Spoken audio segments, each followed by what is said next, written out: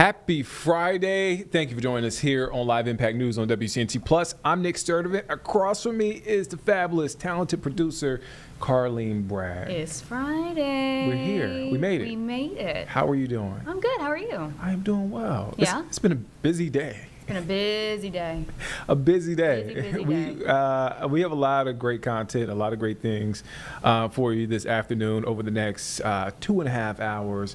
So many things happening this weekend, Father's Day weekend. We have a great interview and a great event that's happening surrounding Father's Day this weekend. We also are checking in on the forecast a little later, and a big story and story that really has captivated the nation, and it's the protests that are not only happening in LA, but again in cities across the nation. And Charlotte is no different.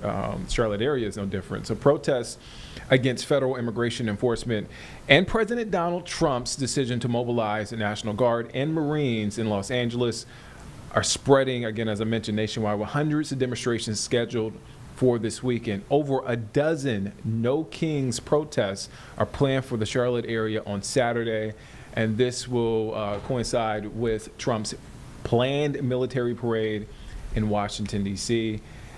So organizers say their message is clear, quote, "In America, we don't have kings." Now, the Trump administration said immigration raids and deportations will continue regardless of any protest. And there is a lot of information out there. And I understand, like, when it comes to how we get our news and how people absorb, I mean, like, we live this, right? So we're getting the correct information, but you got to think about the average viewer. You guys at home, you're getting just inundated with so much information from news outlets to social media, Right. and with that comes misinformation. Right. So we wanted to bring in our friend to the show, a good friend, Verify reporter, Hi. traffic anchor, My Megan sister. Bragg. His sister. Yes. Yeah. And so Hi. you do a great job of clearing up this misinformation and Thanks. information out here. So you're doing a Verify today on yeah. the law surrounding protests. 'Cause I Right. don't think people understand that. No, I mean, obviously we're like, this is a free country, free speech. You can protest wherever and however you want. And it is a free country and you are allowed to protest, which is a beautiful thing. But there are some caveats to it, and where and when and how and what you can even wear to these protests. So let's break it down for you. This is what we're doing today, especially ahead of that Saturday. If you do plan on going out and having your voice heard, some things you should be aware of. And for this source, we went to Right to North Carolina Law. And basically, you can protest on sidewalks, public parks, public areas, even on streets. But the thing about if you are going on a street and protesting, you do need a permit. And I don't think a lot of people know that. If you're blocking traffic and everything like that, if you are using loud amplifying sound, you need a permit. Even in some designated parks, you need permits to protest. So something maybe not a lot of people know about. But you are allowed, to speak freely. There's nothing that you can't protest, really. There's no law on you can protest this, you can't protest that, Right. that sort of thing. But lawmakers did pass a law last year that maybe people aren't familiar with, and it's you can't wear masks to these protests. And really that's because they want to know your identity at these protests. If people get out of control, rowdy, whatever. There are two exceptions for you to wear a mask at this protest, and that is for health reasons or for religious reasons. However, if a police officer comes up to you and says you need to remove your mask, you have to remove your mask to show your identity so that police officer knows who you are. If not, you could be arrested for that. So just a few things people should know as if you are going out for these protests tomorrow. And again, I thank you for coming in here and clearing a lot of that information, because I think a lot of people just show up to the protest and don't know. And look, I'm not saying people show up for bad intentions. Exactly, sure. Like, a lot of these protests, have been peaceful. Yeah. And so it's always good to have that information out there because you know you just don't want to find yourself in a situation Right. where you're detained or arrested. Yes, or anything. exactly. And know your rights and the laws, and know, you know, when you are doing something out of hand. I mean, you know, you don't want to go into these protests trying to cause issues, right? Right, And they are supposed to be peaceful protests, Yeah. you know, to get your point across. I mean, that's why America is great, because you can protest, right? As long as you're doing it appropriately, there shouldn't be any issues. And like I said, just know your laws and your rights. And we will have reporters there covering these protests again. Over a dozen No Kings protests planned for the Charlotte area tomorrow. We're going to keep an eye on that. We actually have Jessie Pierre live a little later. She's talking with law enforcement officials across our area and also organizers of these protests to get you know, a sense of what folks can expect. Yeah, yeah, 'cause definitely. it's a lot. It's a lot. You It hear is over a lot. dozen. Exactly, Yeah. over a dozen, and especially too, it's not just in our area, but across the nation that these protests will be taking place. So, yeah, just be aware of that, and you know, hopefully everything will be smooth and easy, and you know, yeah. So Be safe. yeah, be safe. Yes, be safe. exactly. That's Be the safe. main thing Yeah. is to be safe. Yeah. Where can folks find your store tonight? So, oh man, I didn't even look at when I was. I can look for you. Yeah, can you look for me, Nick? got you. I just wrote my little my assignment, and I'm like, No, I got don't you. even I got know. you. We got time here on Live Impact News. It's we have time. Hold on. Okay, 5. 5 o'clock, you guys. You 5 can o'clock. watch it at 5 o'clock. Meg is a busy woman. You have a lot Yeah. on your plate. We talked earlier, so thank you for taking time to do this. Yeah, of course. And of course, we'll have it online too, so you can That's check that important. out. And also, too, you can find online just information about the No Kings protests. We have everything you need to know, where they will be happening, cities. I'm looking at times when they will be taking place, the message behind it. So we have all the information on our website right now. I literally Googled No Kings protests, Yeah. WCNC, and I found the article. Perfect. And so there you go. Meg, thank you for your time. Yeah, thanks for having me. All right. That's Meg Bragg. Again, we will check in with Jessie Pierre a little later. Again, she's talking to law enforcement and also speaking with organizers of the protests that are expected to happen this weekend. Okay. All right. So let's shift to, is this breaking news, This is Carly? breaking news. I Okay. just sent it to you in our Teams Okay. chat. I'm going to pull it up. This is from Louisville. Okay. All right. So here's what I'm reading. This is from our content partners there at WHAS 11. Here's the headline. Semi crashes, falls off an on-ramp, catches fire in downtown Louisville. The I-65 ramp to the Kennedy Bridge is shut down this morning due to a crash involving a semi-truck. All right, here's what we know. The driver of a semi-trailer escaped a fiery crash with minor injuries this morning. The crash happened at about 10 a.m. on the I-65 South ramp near the Kennedy Bridge. And that's according to, I believe I'm pronouncing this correct, Trimark.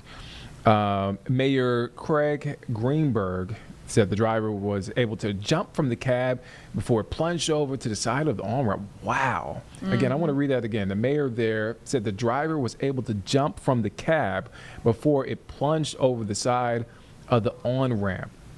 All right, so Louisville Fire Captain also said the driver has minor injuries to their lower extremities from the fall. Quote, the biggest thing is that the person is alive. This is coming from the fire captain. He also went on to say, quote, we were able to get on scene quickly and extinguish the fire. Jeffersonville Fire also responded to the scene. Trimark officials estimate it could take 8 hours to clear the scene. So you see it right there. It is a mess. It's a lot. Oh, man. I'm going to try and pull this up on our scan PC so we can see it from our partners, WHAS in Okay. Louisville. The article has a whammy of a picture of this semi. So And I'm just give looking me at 2 I seconds. am looking at some of these pictures. Yeah. So also, the Kentucky Transportation Cabinet will inspect the ramp for damage. According to Louisville Fire, The driver of the semi is alive. Again, I think we mentioned that earlier, but the driver is alive and in the hands of EMS. Officials have not exactly said when the ramp will reopen. This is That's that the picture. Wow. Scary situation. You see those flames right there. You see where that semi just went over and that for that driver to jump out of the cab, the front part, and to safety, granted have minor injuries, but to safety, oh man, that's a scary situation right there. And you could see that the large plume was black smoke.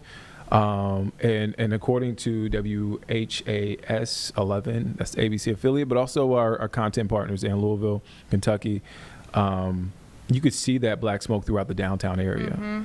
So you can only imagine it's a Friday.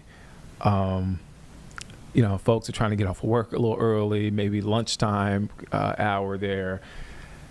Man, so yeah, as soon as we get a lot of much more information, this is live look at the scene right now. You see crews there. We will continue to update you on those details. So yeah, that is the situation there. Somebody crashes, falls off the on-ramp. Very scary situation, but luckily that driver is expected to be okay. All right, so let's turn out to the forecast, man, because we got a lot of rain. Okay, let's A just lot do of this. rain. Like when Megan was talking, I was looking at our Carowinds cam. This was raining. There was rain on the Yeah, lens yeah. like a couple minutes ago, and now there's not. Now it's clear. Now, it's wild how that's June in the Carolinas though for you. So it's gonna pass through. I got a question. So where were you last night when the rain just kind of the I was at sky home. dropped? I was at home and I had missed it. I took Turkey out to potty, my dog, Yeah. and I came back inside and it was minutes later it came down. Missed it by a hair, and Turkey hates water. So I was You did. I was did Turkey pretty a glad. favor.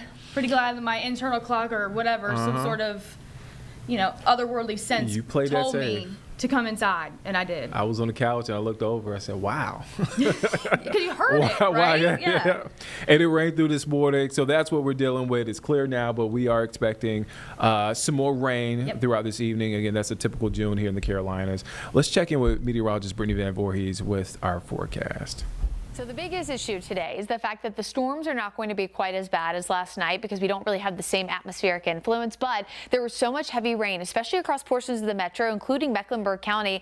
Areas of Tybola Road saw about a 500 to 1,000 year rainfall event with over 5 inches. And you can see all of these spots, especially high schools, middle schools, which is really nice that they have those rain gauges there so we can kind of get some of these official numbers. Even Uptown coming in at 3 inches. Remember, the closer you get to urban areas, more construction, more concrete versus green spaces, that increases your risk of seeing flooding. And sometimes, depending on where you live in Charlotte, if you didn't know, the reason why it's called Uptown is because Charlotte, Uptown is essentially on a little bit of a hill.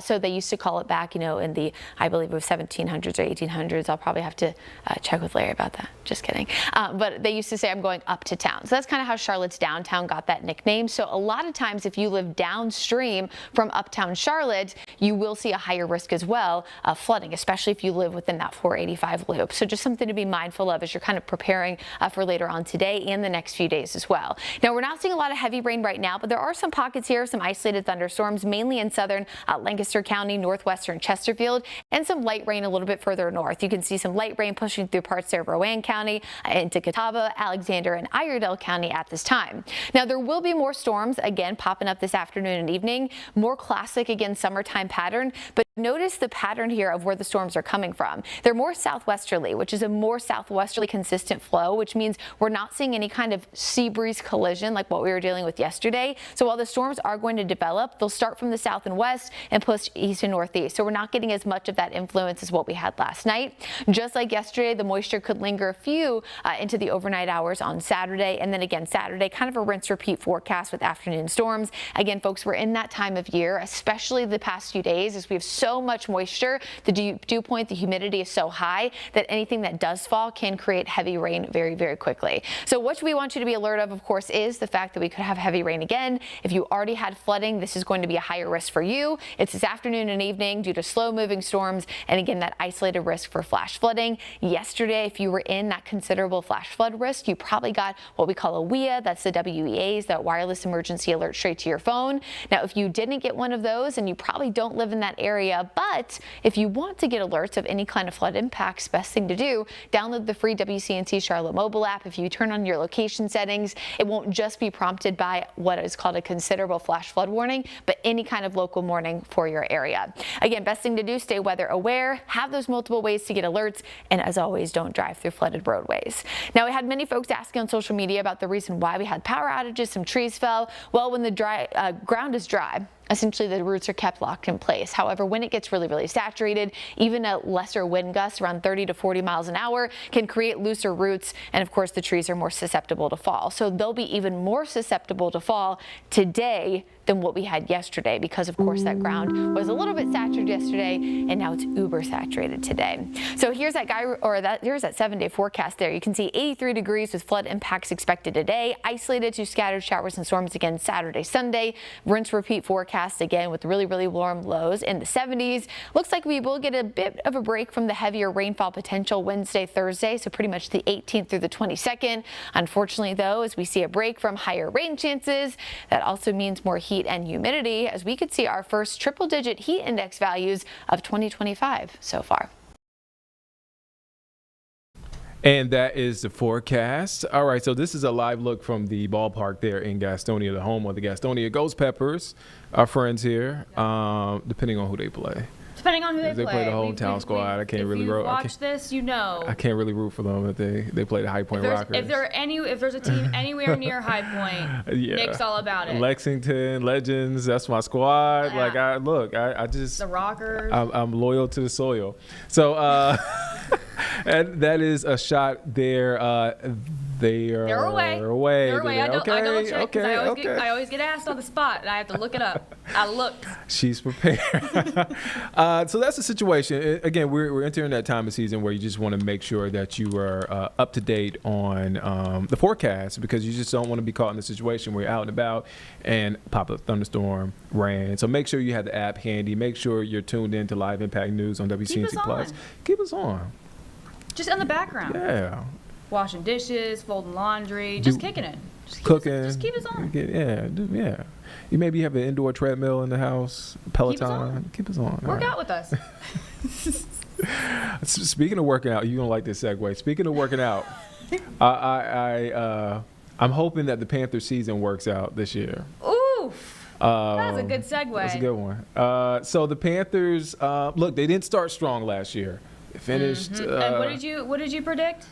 Okay, you made me relive this. I'll make you say it so again. I said they were going to be. This is last year. It's not this year. Oh, I'm sorry. Yeah, last year. Last year, I said they were going to be division champs. They were going to make the second round of playoffs. And Bryce Young, I believe I said Bryce Young is going to throw for 4,000 yards. And what happened? None of that happened. Okay. All right. But here's the thing: they finished strong. Hey, y'all it's laughing all about how you end. way too hard right now. I'm sorry. It's all about how you end. But we made some great. We brought some great players. Yeah. Pretty decent players this year. We drafted Teteroa McMillan, T-Mac, with the 8th pick at wide receiver.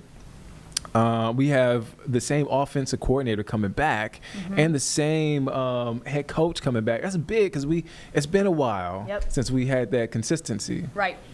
And we also added a guy from the Cowboys, quote unquote, America's team, Rico, quote unquote. He's a Gamecock, Rico Dowdle. Yep. Go Cox. So Daniel Stein got a chance to talk to the new Panther about his expectations, why he decided to come back to the Carolinas, and much more. Let's take a listen into the interview. All right, I want to be one of the first to say officially welcome back to the Carolinas, Rico. What was it like for you to, get this deal with the Panthers and come back to your home state? It was great. Obviously, getting another year to continue to play football, doing what I love to do. And it's just so happy to be here in Carolina, coming back home. So around a lot of family, around a lot of friends. So got its pros and cons to it, but definitely exciting and looking forward to it. Another new look, back to the number 5. I know this was the number that you repped in South Carolina. How did this come to be? It was open.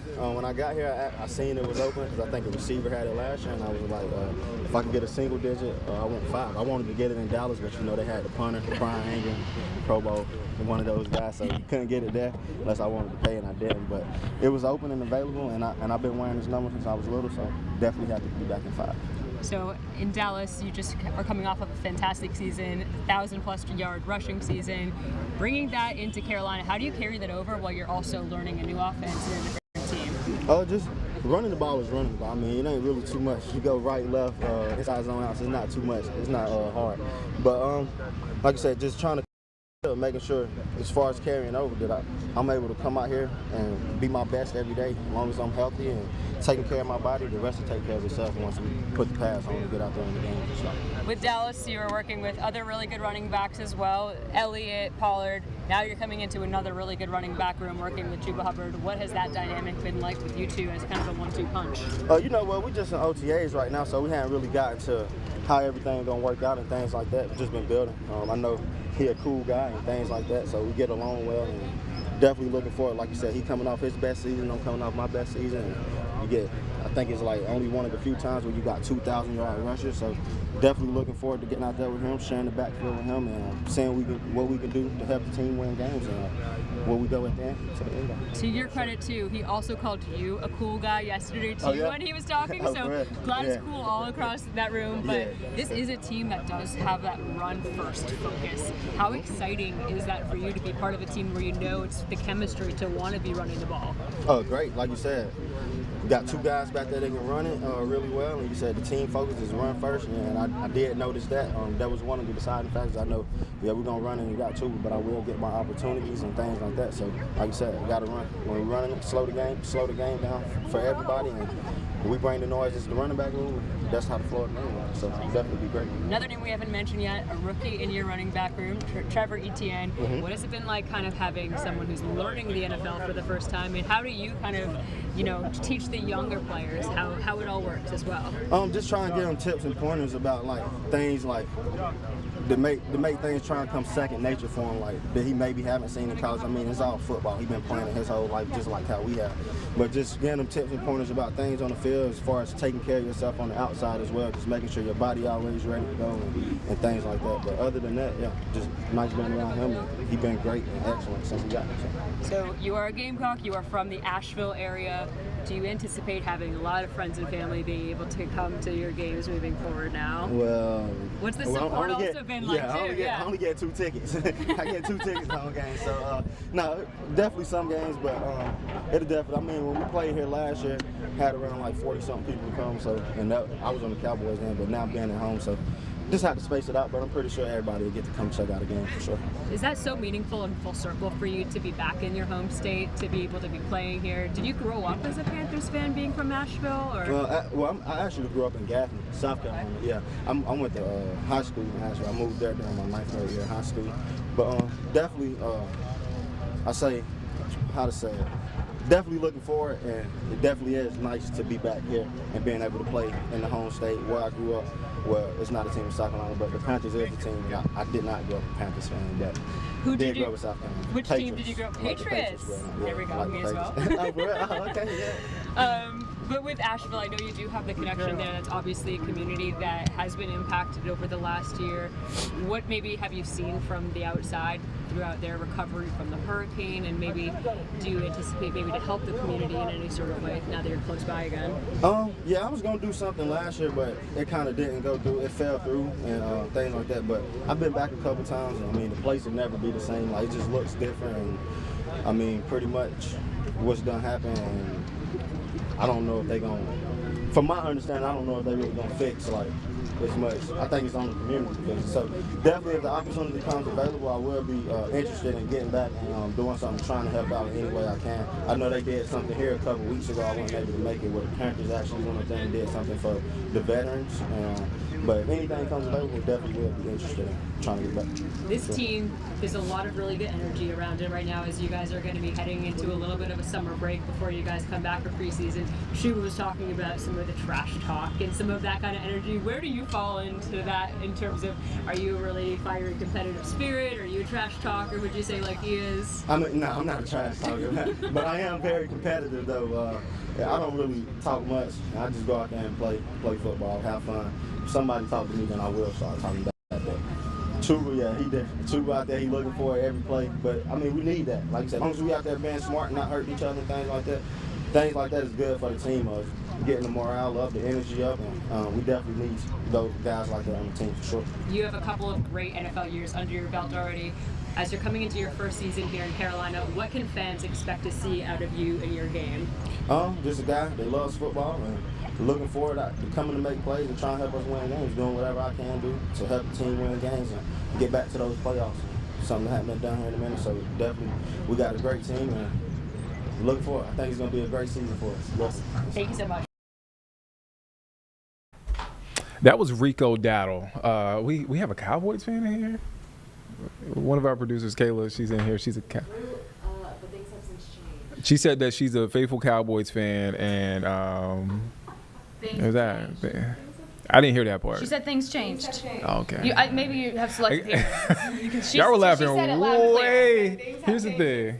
Y'all were laughing way too hard about my Panthers. I'm a Bills fan. I'll peel the curtain back. I'm a Bills fan. You're a Bills fan? Yeah.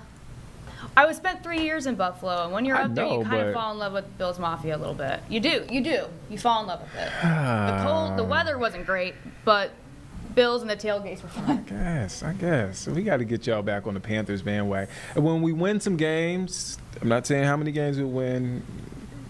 We'll discuss it. We'll talk about it. We'll reevaluate this whole fan situation that y'all have, fan issues y'all have going on. That's what I call them. Fan issues. Y'all have fan issues.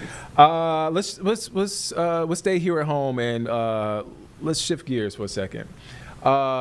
So do you know you have to know that person that wears so many hats? Yes. That when you try to list everything that they do, it's kind of like impossible. It's a beefy business card. Yeah. But it's like in a good way though. Yeah, it's a great thing. But that's our next guest. We have Charlita Hatch, who is here on Live Impact News. Charlita, you have so many. I'm reading. I have your bio pulled up, and I'm like, where do I start? And I'm like, okay, data strategist, president of the Junior League of Charlotte. First and foremost, a mother, a wife. You're in graduate school right now. You did so much change. Superwoman. Let's put the superwoman.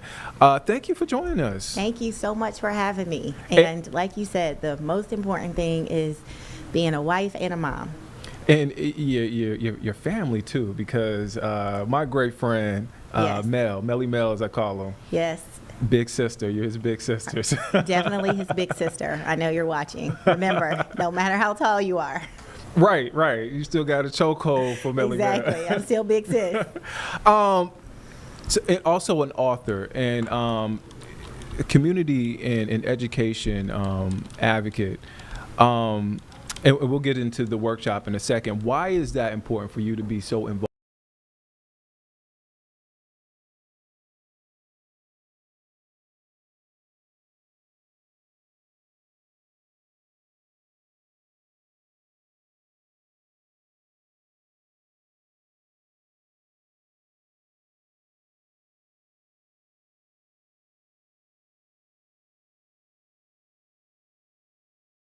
To the world. And that just made me feel like I was selfish. I'm like, I was crying to my husband. I'm like, what are we doing? But it really planted a seed that we have got to be the change we want to see. And one of my mentors always says that not everyone's going to be president of the United States, but we can all be a good neighbor. And so fast forward to reading, which is something that we can do even when we're busy. We can have our kids read to us while we're cooking, while we're in the car. I started to notice the books that featured little black boys that we had in our home were like sports related and black history related. And so I'm like, oh, that's just what we bought. Then I did research and found that less than 10% of children's books feature people of color and less than 3% feature little black boys. So then it's like, okay, well, how many of those books are about Martin Luther King and Michael Jordan? So that's really what prompted me to start writing my own children's books.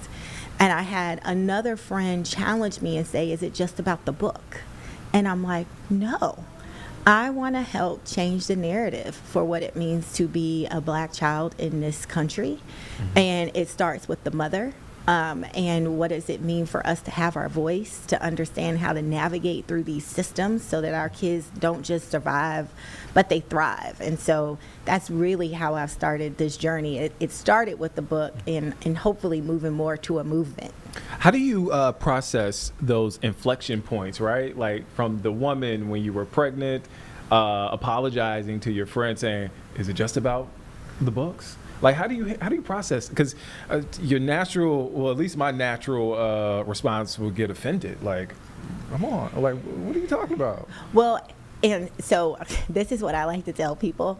It's like some people have those moments and it discourages them. And for me, it motivates me. And I'm like, you know what? I'm going to take over. I'm going to be your boss. You know, like the whole let your haters be your motivator thing. And so when those two women said that at two separate times, it really did plant a seed of like, you know what? I'm not going to be sorry. I'm going to show them. There's nothing to be sorry about. We are going to change that narrative. And then the same thing, I saw that my friend seeing that as a challenge. And so I often say people, and I'll ask you, do you see the glass half empty or half full? Oh, half full. And see, I say, you know what? It doesn't matter. You still need to get that more. was a trick question. Fill it up. Fill it up. And so I think I just have that perspective too. I'm going to use that one too. Yeah, get them. You got to be on that one. But you have a workshop coming up. A really cool workshop because we're in summer break. I can't believe that we're here in the summer break. You have a little Mark here with you, your son. I do. I'm sure sweet black boy joy. I'm sure he is enjoying summer. I know it just started. It just started. But the important piece is when they get back into the classroom is making sure they don't lose any of that learning time. Talk about the workshop and what you're doing. So I find it interesting. So if you just even think about it, you know, so much of the data talks about from birth to 5 being such critical years. But then you start to move into school and you essentially from May to September, depending on what school district you're in, you're off. And so what is the role to make sure that the learning still continues? Or do you really take a quarter out of a kid's life where they're not really still developing their brain?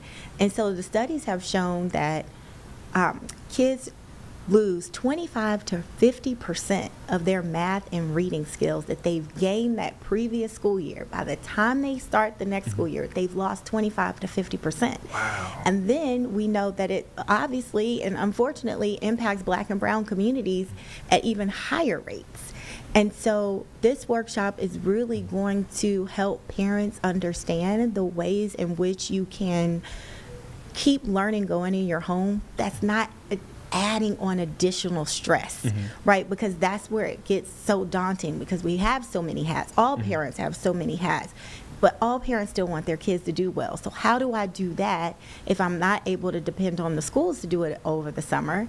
Maybe you're sending your kid to summer camp, maybe not, but really to give parents like different tips and tricks that they can use in order to keep learning happening over the summer so that they don't have that learning loss when the kids go back to school. I don't want to spoil, and this, the workshop first is virtual, right? Yes, it is virtual. It's a quick power hour that we are going to use. We're going to try to do some individualized tips to understand, like, you know, where are you in your parenting journey and what type of capacity do you have? Even if you only have 15 minutes, like what can we do to make those 15 minutes the most? And so no spoiler alert, but at a minimum, it's the reading. And so no matter what you're doing, you can have your kid read to you out loud. That practices fluency, that practices comprehension, that gives them the confidence in public speaking. They can do it while you're cooking, while you're driving, while they're getting ready, you know, for bed. Like, they can read to another sibling. So that kind of knocks out 2 in 1. And so that's just one thing that you can do. And I'm happy to share a few more as well. Yeah, I was just about to ask you. Let me ask you, reframe that question. What are some of the tips that you're sharing and helping these parents with that helped you starting out? Well, so one of the things that helps me is to realize that I don't have to do it all.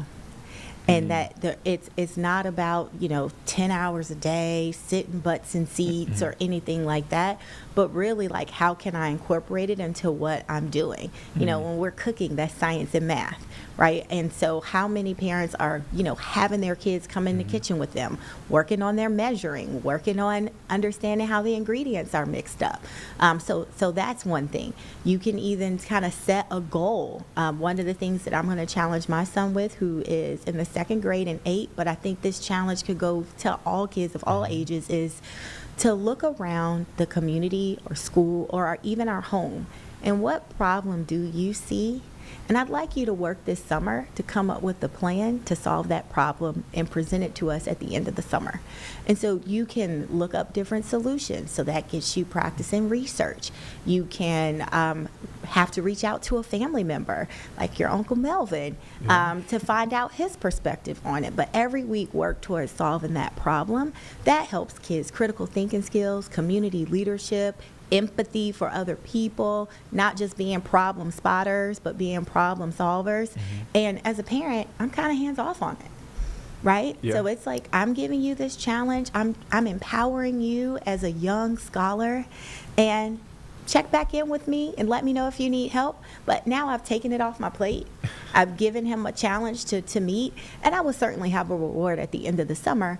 But that is a great way for parents to keep their kids learning over the summer without adding a whole bunch of extra burden to their plates. To see your kids grow, you have little Mark here, and I'll use him as an example. To see him grow and evolve and become that leader that you want him to be, what does that do for you as a mom? Oh, it's everything. I mean, it's everything that you do. And I tell people all the time, it's Father's Day weekend, so shout out to my own husband and all the men in my life. Happy Father's Day. But, when you have a child come out of your body, all you want is for them to be the best version of themselves. And you totally change your perspective and how you make decisions.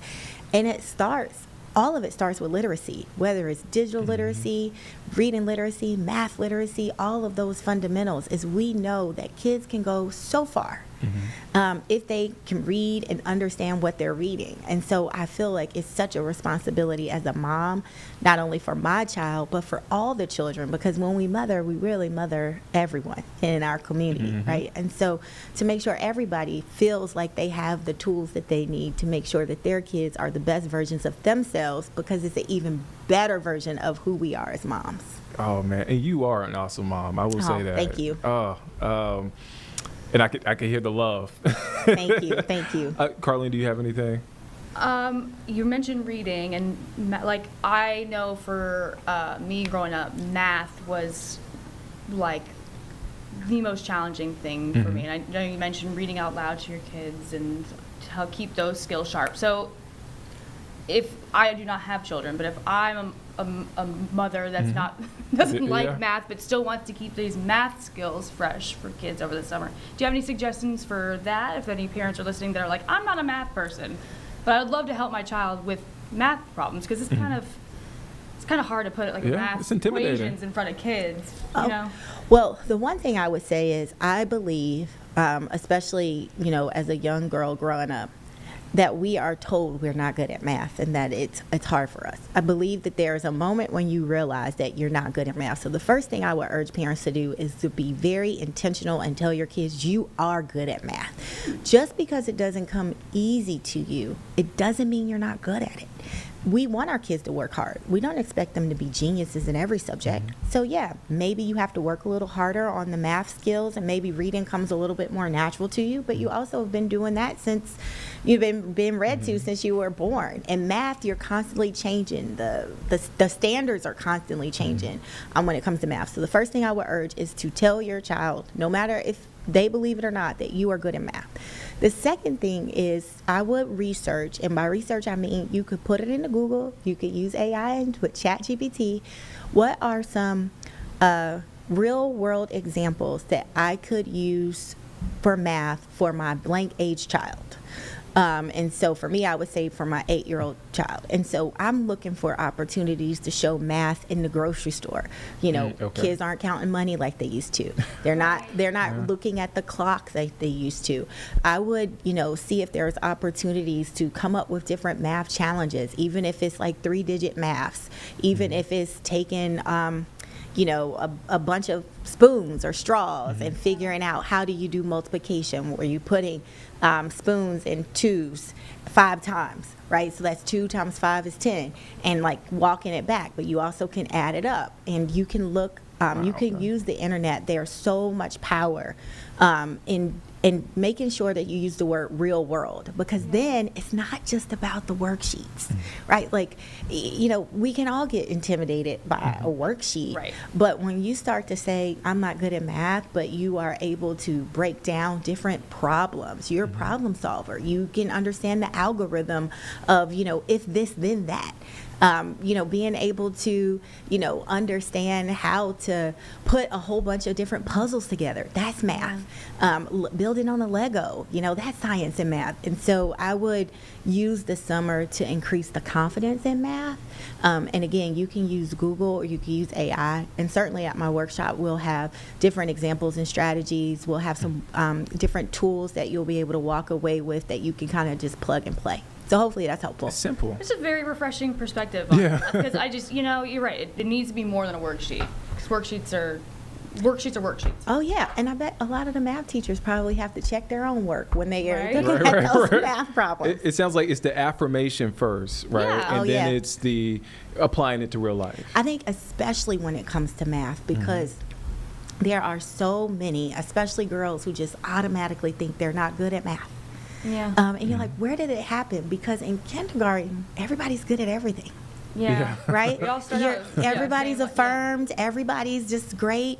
You start to even move into first grade. Everybody's good in everything. But somehow in second and third grade, it seems like, people start to get divided. You start to see kids broken up in groups. And so really we need to, as parents, really lean in and say, it doesn't matter what group you're in. It doesn't matter how hard it is. You still are good at it. The other thing I would share for third grade, we know that there is so much research out there about the school to prison pipeline, where they are looking at your test scores in third grade to predict what prison capacity they need based off whether or not your kids are reading at grade level in third grade. And so with that being said, that goes back to literacy, because they are saying there's so many indicators that if you're not where you're supposed to be by third grade, then this will happen to you. Wow. We got to take back that narrative and say, like, no, that won't be my kid. Oh, man. Yeah, I've definitely done stories about that when it comes to job growth and companies moving into certain areas. They look at that data. It's no secret that they look at that data. Charlita, before we let you go, I would not be doing my job correctly if I did not plug this workshop again. What time and how can folks get in contact with you or get in contact to be a part of this workshop? Thank you. So you can go to my website, which is charlitahatch.com. So CHARLITTA Hatch, HATCH. The registration link is there. It is parent friendly, so it's at 8:30 p.m. So you can already have, if your kids are not in the bed, they hopefully have been winding down from the day, the summer of being outside. So it's 8:30 to 9:30. I promise to start on time and to end on time, and for you to walk away with the data that you need to have a great summer for your child. And I will leave you with, there is a 70% growth when parents are intentional over the summer. Kids have 70% chance of being more successful the following school year. So I hope to see you at the workshop, and I look forward to seeing your child not just survive, but thrive. The amazing Charlita Hatch here in the Live Impact studio. Thank you for doing this. Thank you for your time. Thank you. And thank you, Mark. I appreciate you for lending your mom for a little bit. Yeah, all right, so he's acting shy now. That is Charlita Hatch. Again, you don't want to miss that workshop. Really, really important and helpful information. Carlene, where we want to go next? Want to do Yes. So Charlene mentioned Father's Day this weekend. Ryan Jor-El, he was here. Oh, awesome. Ryan Jor-El was here, and we got a chance to speak with him. Here's at Black Fathers Rock. The event is this Saturday at 3 p.m. on Remount Road. Here's our interview. All right, so we got a guest in studio this afternoon. Carlene knows I like guests. I like when we have that. It's different because like you have that face-to-face interaction. It's fun. I like Zoom interviews. I'm not for any other guests that come in. I don't want to tell you not to do Zoom interviews, but I really like in-person It's guests. special when it's in person. And it's special because it's a special weekend, right? Exactly. It's Father's Day weekend. Father's Day weekend. And we have a really cool event that's happening in Charlotte, Black Fathers Rock. And we have the creator of Black Fathers Rock. Look, he wears a lot of hats. I feel like I learned a little bit about him on the walk here to the studio, but he's an author, he's a speaker, he's a host, a Charlotte champion, as it's written down, Ryan Jor-El. Did I say that right? Jor-El, yes, Jor-El. that's correct. How are you doing, man? I'm well, how are you? I'm all right. How does it feel going into Father's Day weekend? First of all, I like the fact that you're saying Father's Day weekend because a lot of people say Mother's Day weekend, but they don't talk about Father's Day weekend. And it's the same thing, It's the same all right? thing. It's the same We want our dinner, we want our free time, we want the exact same thing that you all want on Mother's Day. So give us our flowers. So, yeah, I'm excited. Okay, well, with that being said, well, what do you want for Father's Day? Okay. I have really big goals, Okay. right? So I've got a man cave. Okay. So I've got arcade games and things like that in the man Okay. cave. I've got a nice big old TV, PS5. I want an air hockey table. Ooh. Now I know the wife is gonna see this and she's like, not right now, but that is on the list. I want an air hockey table. We gotta I wanna- advocate for you. I want to finalize that area and make it my own. So that's my last piece, and then I want to get a new couch, but that's later on. But the hockey table is what I. That's priority number one. That's what I want. Even though she always beats me in air hockey, I still want You one. still want It doesn't matter. If it's yours, you always win. Right. You Other always than that, cologne. There's some cologne that I want. I'm not gonna put it on air because I don't want you jocking my style. Okay, But I okay. definitely have some All cologne right. that I want to. Okay. I'm gonna ask you offline about that. Yeah. I might tell you. I might.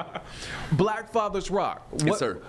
This is the 8th year for the event. Yes, sir. Does it feel like it's been 8 years? No. Okay. It's wild to even think that my first event was February 2018. Like that, it's kind of crazy. And so, when I started the event, I started as an event, and it was a one-time thing. Like, want to do this one time and I'm good. And then people were like, you should become a nonprofit. And I was like, no, thank you. And then people started sewing into me to become a nonprofit. And I don't know if you all know how long it typically takes.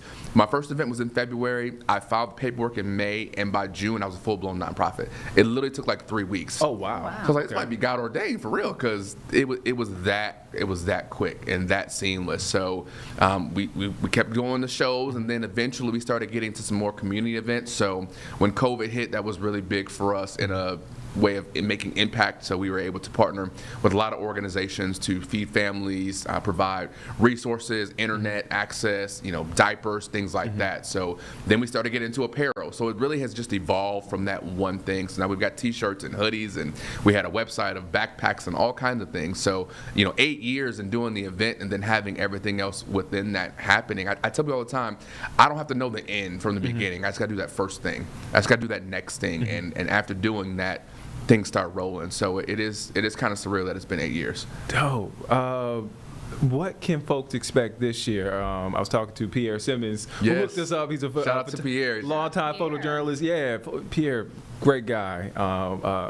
But he was talking to me about the event. What can folks expect, especially if it's their first year coming to the event? It's a big celebration. It's a cocktail-style celebration. So we'll have a 360 photo booth.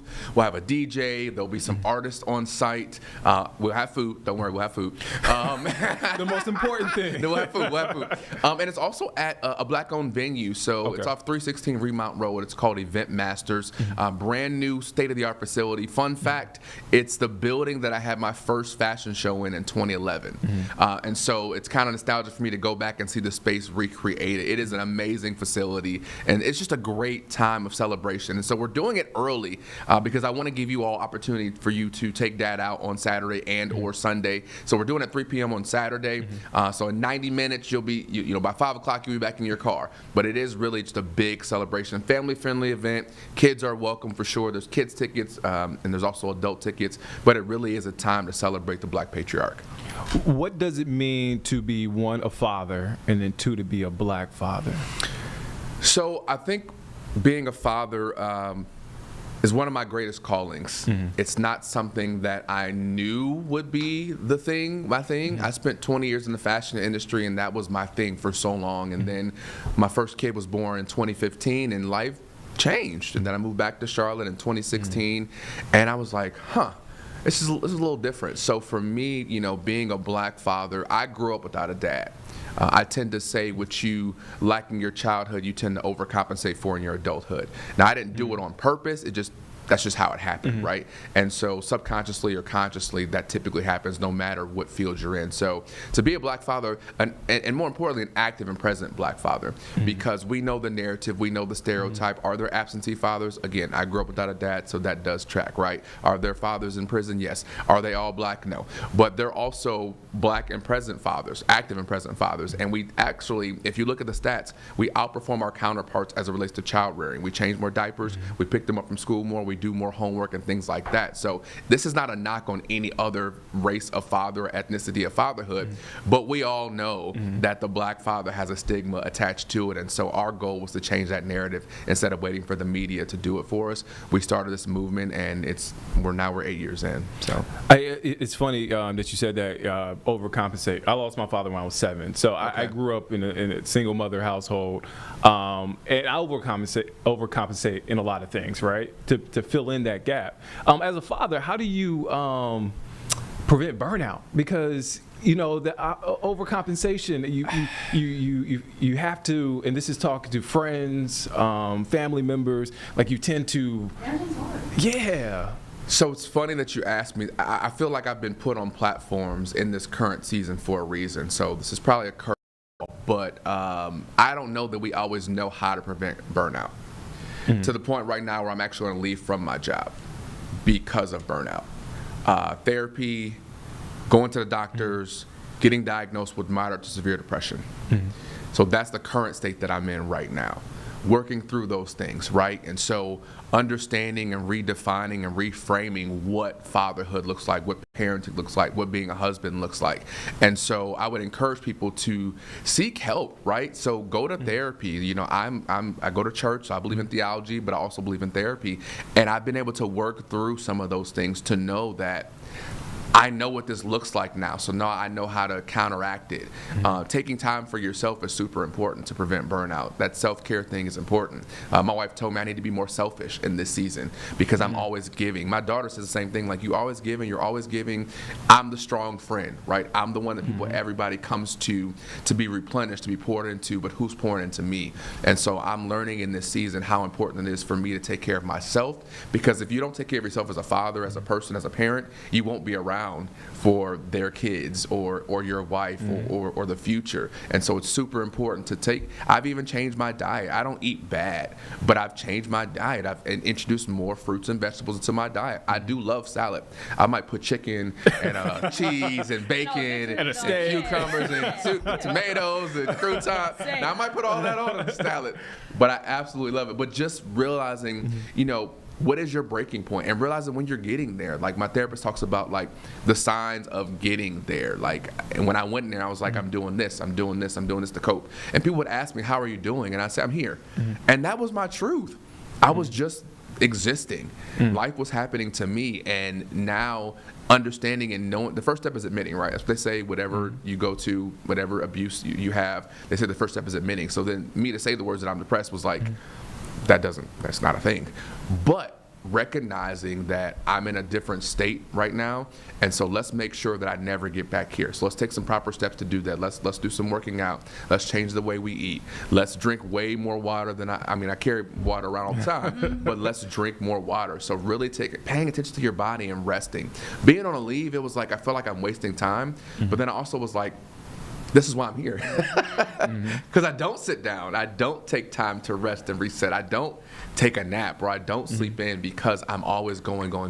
People are so gung-ho about grinding to where they're not sleeping. Sleep is super important for your health. Yeah. It's super important for your body. That's why you should do it. So, long-winded, long story short answer, but in this season, that's my truth. And I'm still having this event, right? The pastor said a couple weeks ago, I can still move while I'm mourning. I'm mourning this season of my life and this transition, but it's setting me up for something greater. And so, that's what I got. That's my soapbox for the It's day. creating that emotional space, right? As men, as black fathers. I'm not a father yet. I hope to be one day, but it's creating that emotional space that we normally lend out. We give out. We don't create that for ourselves.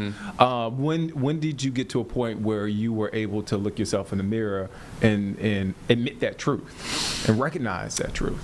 I didn't know until I got to therapy, and I told him everything that I was doing that were coping mechanisms, and that's when he said moderate to severe depression. And then my doctor said, okay, well, let's try some medication. And I was like, I don't like taking Tylenol, ibuprofen, so medication. But I was like, whatever I've been doing for however many years wasn't working, so I need to try something different.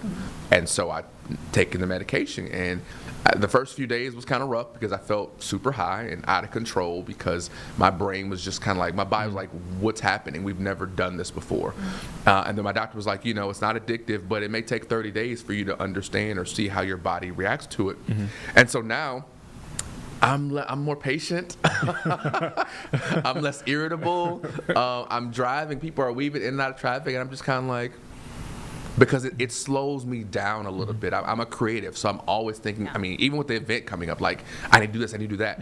But now it's like I need to slow down a little bit. I need to chill out a little bit. Still get things done, but just differently. So I've reframed the way I think about really life in general, how I parent, how I am a husband, how I'm a father, the person that I am in the community. I've been in Charlotte for a long time. There's a certain grandiose about Ryan Jarrell. There's a certain thing that people look at and like, oh, he's here. And it's just like, but am I? Like, how much of the mask is that, and how much of it is really me? And so I'm discovering pieces of me that, if I want to come, I'll come. If I don't, I don't. If I want to come for a little bit and leave, I will. Right. And so just really reestablishing and reframing who I am. And that's the season I'm in. Oh, Carlene, you got anything? I was like, thank you for being so open. Oh, yeah. Like, it's one thing to take on such a, reflective journey, but to share it is a whole nother thing. So thank you for being so open and honest. Pleasure. What do you want folks, when they come to this event, to take away?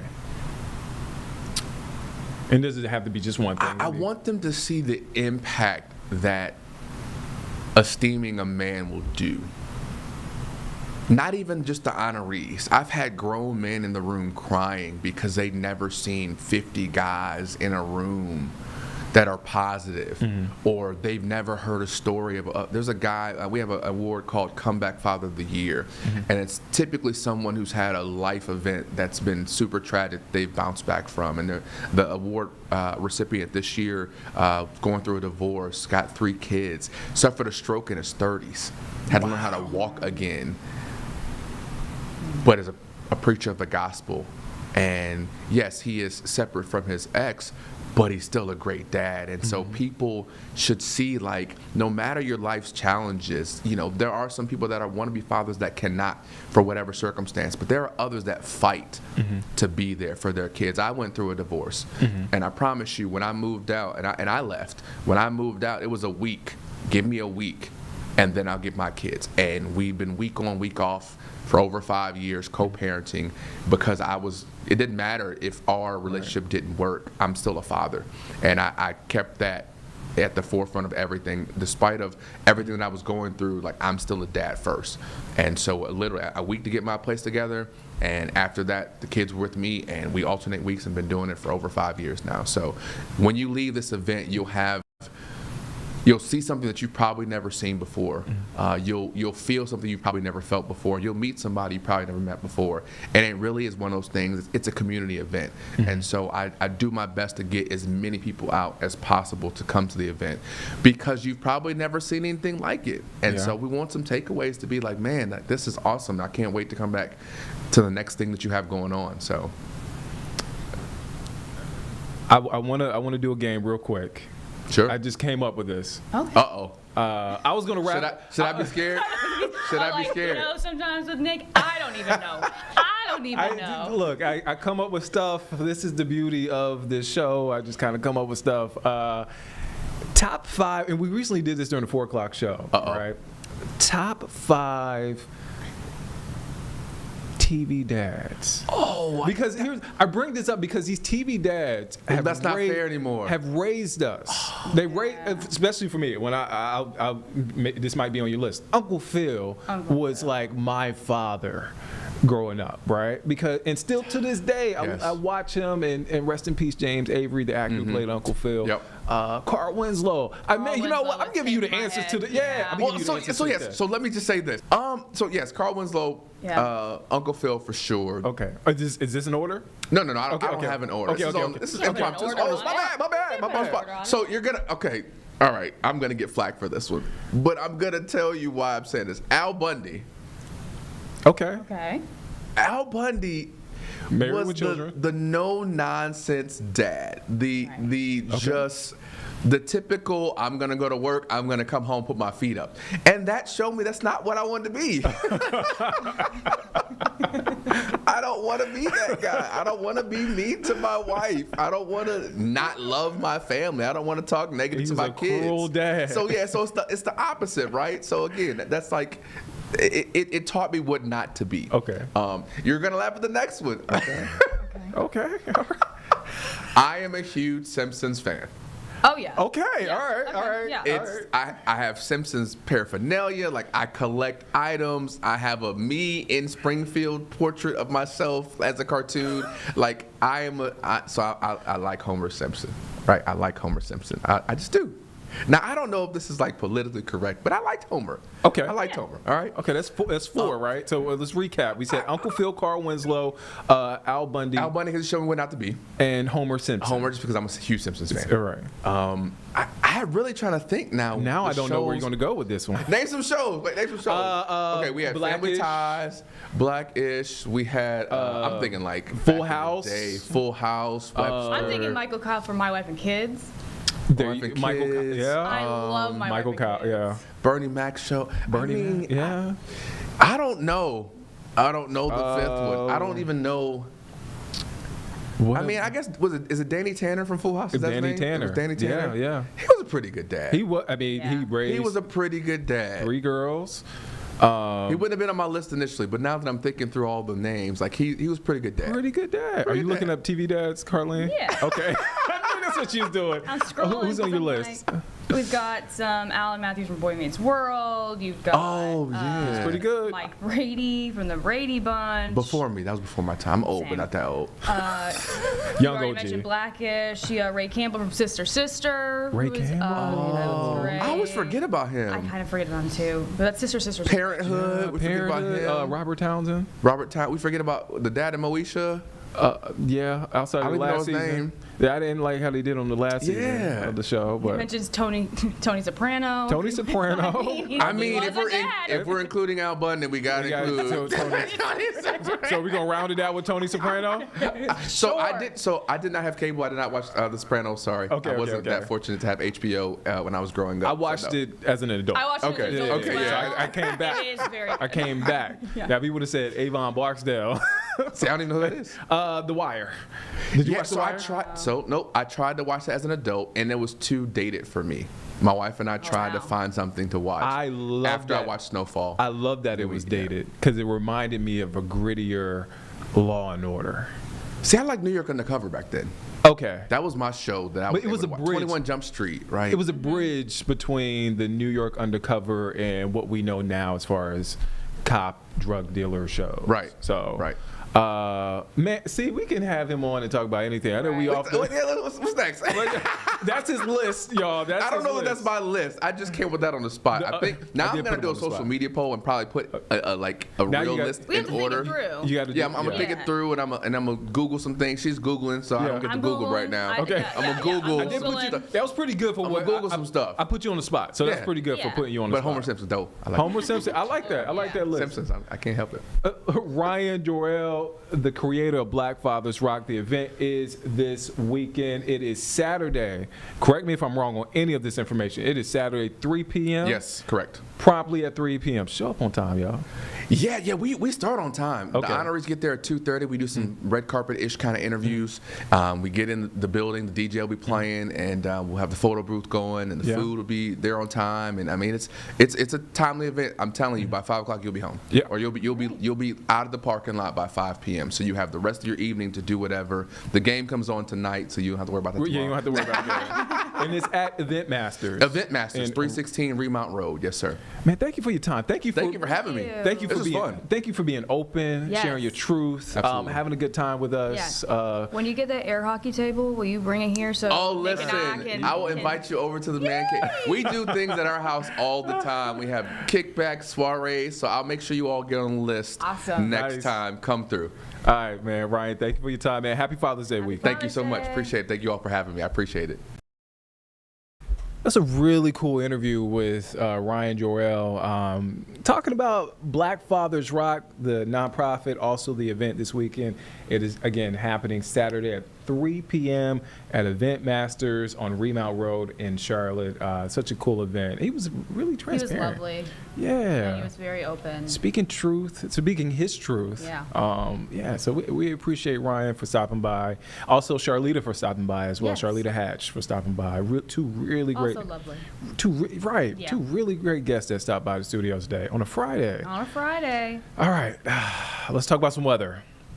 This is is the camera shaking? That's a little the bit? camera shaking. It's a That's Carowinds. shaky camera. It always shakes. It's so high up. The shaky camera there at Carowinds. You're taking a live look at Carowinds. Sun is out. Roller coasters are moving. I think I see some folks over there in the pool area. But I see some folks just walking around having a good time. I would assume you were having a good time at Carowinds. Yeah. It's hot. Well, Kay, said this morning, he said the trick is to go when the rain is still raining, Yeah. but it's like petering off. Yeah. That's when he goes to Carowinds so that Okay. him and his wife can get front seats on all the rides. Yeah, he always says, he's like, I go whenever I know that it's going to rain like temporarily and then stops and people leave. And I'm like, hey. That's what he does. Oh, Well, Kay, life tips.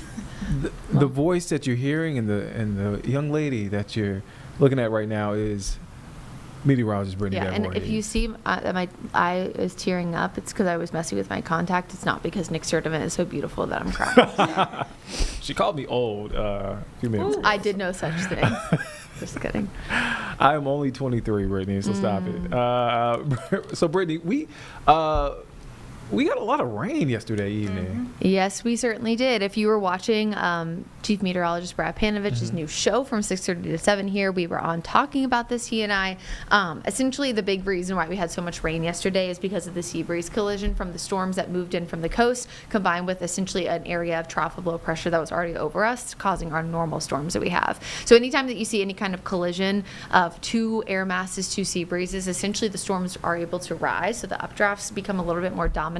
But then also you have essentially storms that are developing over the same spots that have already seen rain. So it's called training, one of the things that we talk about. And I mentioned this during the midday show today, but another thing to keep in mind is just where you live. If you already live in a low-lying, poor drainage area, or you don't have a lot of, drains on your street, or you live downstream of Uptown, you're at a higher risk because Uptown is called Uptown. Fun little back fact that I learned from actually our very own Larry Sprinkle is the reason why it's called Uptown, even though it's downtown, is because Charlotte is on a little bit of a hill. So back, the time of like wagons and, things like that, they would say, I'm going up to town, because they would go up to town in order to like sell their goods and services. So that's why we call it Uptown. So in theory, we're also, if you had a heavy rain in Uptown, you would see it kind of drain down some of those side streets. So on top of that, heavy rain in a urban area means you're more likely to flood because there's less green grass,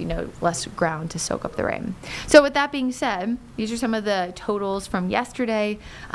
Chris compiled some of these together, but you can see a lot of the gauges across a lot of those areas within the 485 loop saw 3, 4, 5 inches of rain, and some of this fell within a very brief 2 to 3 hour period. So it was a lot of heavy rain in a very short amount of time. So if you were in one of those spots that had rain yesterday, you would be more likely to flood today.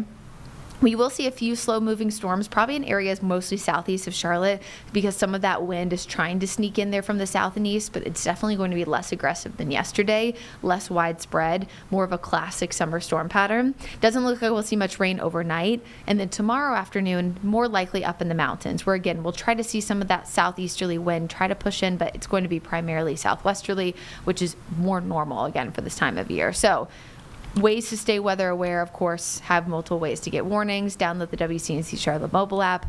Of course, I work on the weekends, and so I'm always here essentially ready to go on streaming and talk about stuff if needed to. And don't drive through flooded roadways. It's something that is unfortunate that we have to kind of repeat ourselves, but normally when there is some kind of system that causes flooding, tropical, whatever it is, most of the deaths that happen are from people in their cars that get flooded out, or from someone staying in their home and like a tree or something falls on it. So both of those are things that people were, of course, dealing with yesterday. It was flooding and trees falling. The slow-moving storms, of course, will also heighten the risk of flash flooding. Speaking of trees falling, the gusts yesterday weren't that crazy, about 30 to 40 miles an hour, and that's probably at their highest. So it's just a good reminder as to why trees are more susceptible to falling when we're in a stormy pattern or a multiple day flooding pattern. Of course, when the ground is dry, essentially the roots are nice and strong, but once it gets wet, think of like dirt versus mud. Think about like walking in that even. Like in dirt, you're just got a little dirt on your shoes, but in mud, you're getting stuck. It's because the ground is much looser. It's much more saturated. So of course, any kind of tree, especially one that already has loose roots, is much more susceptible to falling. Not a lot of storms this weekend. Again, very scattered, but anything that falls, of course, will have that chance to produce heavy rain. 70s for the morning lows. What that tells you is that it's also going to be extremely sticky, because remember, the temperature can't go below the dew point. So if it's in the 70s, that means it's essentially that air you can wear, that disgusting feeling. Long range, though, we actually start to see a slight break in the classic afternoon storm pattern where it's about 30 to 50%, and we turn our eyes more so to the heat. The Bermuda high builds in a little bit closer to the Carolinas by mid to late next week. You've probably heard that a lot, especially when we're talking tropics. When it's a little bit closer to us, it also allows for some some sinking motion of air, rather, so less susceptible to some of those storms because it's harder for them to grow. But what it does cause is a lot of heat and humidity. So a lot of these times we see a lower rain chance, but then higher potential for heat. So with that being said, we could see multiple days in a row of the 90s for the first time in 2025 so far, which would also mean multiple days with heat index values getting close to, if not surpassing 100. So still below the threshold for a heat advisory, but still very hot. And again, we know we see it every single summer, but it's something that, especially the first, can kind of throw us off guard, catch us off guard if we're not paying attention to the forecast. So it's afternoon and evening. We're encouraging folks to be weather aware, stay alert to the forecast due to those flood impacts. Pretty standard weekend forecast, 80s, afternoon showers and storms, but then late week, and I know, Nick, we talked about this yesterday as well, pretty much the 18th through the 22nd looks to be the hottest time. So that's what, Tuesday through Saturday. So just be aware, especially during that time frame. And we call that a... Well, I don't know, because are you okay with it being hot if there's less storms? Again, this is why your criteria, you got to have set standard. Day by day. Okay, so what's today? What would you classify today as? An ick for sure. Okay, there you go. That's all. I just want you. No, I mean that to me is standard, but it's more so when it gets to be 89 or 90 and it's hotter, but there's less storms, because yes, there's less storms, but the threshold for heat, I mean, that's still, heat is way worse. Heat is still the #1 killer in the United States of any kind of weather thing for people, because it's harder to see heat than like a storm or something like that. So if I would personally think an ick would be worse on a day where we could feel like 99, even if there's less storms, but that's just my personal. We're workshopping this together, Brittany. I think you got to workshop that on your own if you're going to have another opinion. Chris, no, because everybody has a different opinion, me, Chris, Carlene, you're in this. Yeah, We're all I know I'm workshopping in it. this together. Yeah, but our idea of nice weather is going to be so different. That's why we true. put our brains together, and then we come up with what today. So today's a ick. There you go. I mean, I think we can guarantee that most days with a weather alert, we're probably talking about an egg. Yeah. I'm Yeah, being diplomatic. Yeah. If we're being diplomatic. Yeah. Oh, Brittany, thank you for your time. Thank you for your time. No, Brittany, thank you again. Yeah, it's just we were talking about where we were yesterday when the rain was coming down because it just kind of caught us off guard. It came quick. Yeah, so I was happy to be inside. I was inside. Yeah, Carlene just made it I back just inside. made it inside. I just took Turkey out and brought him back in, and then. Wait, I actually heard something about I don't remember. Oh, it was Mulcahy that you and Greg, her boyfriend, one of y'all got the WIA and one of y'all didn't. Wireless emergency alert for the considerable Yeah, flash Greg flood got it, warning. and I didn't. You should double check to make sure that your location settings were turned on correctly, because there's no Oh. reason why. Because you guys would have been like We were based on sitting where right it beside was. each Yeah, other. it doesn't mean, but it's not like you were on the edge. You were fully in it. Right. Based on where you Yeah, live. his went off and mine didn't. I would just double check, because sometimes you can turn them off, and people will go in and turn them off, or it could have been accidental. You should just Yeah. double check that. It's a, Interesting. Being Okay. one of my best friends, I would like you to double check that. some really will good double check advice out that. there for folks out there. I will Yeah. double check. Yeah, so if you were essentially, so for example, I live in South Charlotte, so again, also in the heart of it. I mean, my significant other and I both got the WIA. You know, we were Yeah. actually playing Phase 10, fun fact, playing cards, because it was raining outside. Oh. And so it didn't concern me, but knowing you and Greg were sitting next to each other on the couch definitely concerned me. Okay. Because there's no reason why that should happen. Yeah. Now, if he was at work, which is substantially further away, like Right. that wouldn't have been an issue, but the fact Nope, that you we guys were were just next to each chilling in other. Noda in our Yeah. house. So Mhm. if you were next to your significant other, your kids, I don't know, whoever has a phone, and one of you guys got the wireless emergency alert for the flash, I'm just specifically talking about the flash flood warning that was in Mecklenburg County, and someone else didn't, check those wireless emergency alerts that are built into your phone. They will not go off for everything. Of course, you can always get any kind of advisories that you set your phone to. You know, if you have our WCNC Charlotte mobile app, and it's based on location actually. So if you went and like visited Nashville or something for the weekend, it would tell you. But this is specifically wireless emergency alerts, which is like a public safety thing. okay. So essentially, emergency management of like Mecklenburg County, Charlotte, whoever makes that decision would have sent it out. And it was because, remember, we have three, I know we talk about this all the time, but we have three kind of standards of severe thunderstorm warnings and flooding. Base, considerable, catastrophic. We were considerable. So they'll send the WIAs for essentially level 2 and 3. And so when we talk about severe thunderstorm warnings, that's like the difference between 60-mile-per-hour winds, 70 and 80. So they only send those for the 70 and 80. This is interesting. Yeah, So, I didn't know that. so Yeah, yeah. essentially, anytime you're getting the WEA, that's what we call it, WIA, on your phone, that's essentially a step above, like, your classic whatever. And honestly, if you get one of those, probably the best thing to do is either turn on WCNC if you have linear TV, or WCNC Plus, because you know then that means whatever meteorologist on our team is working at that time is probably streaming, talking about the storms. So I think just a good reminder for that. Well, yeah. Thank Sorry, you I know for that was a, but I No, meant no, to ask no. you about No, that no, earlier. thank you. And I was Thank you, doing yeah. midday, I and I didn't- saw your beautiful face, and I was like, oh, crap, I need to ask Carlene about that. Shout out to Brittany, Shout out to Brittany. the real MVP. Yeah. In the words of Kevin Durant. Brittany, thank you for your time. You're welcome. She'll be back a little bit later. She'll be back in the 3 o'clock hour. right. Yeah, that was pretty good advice. I That didn't is think very about good that. advice. Very good advice. Because I did wonder, why did he get it and I didn't? Yeah. And like they don't. Yeah. Did yeah. Apple not deem me worthy of this alert? That's not it. But you know I- what I mean? yeah, In yeah, my head, I'm yeah. like, why am I not worthy of this alert? The thoughts.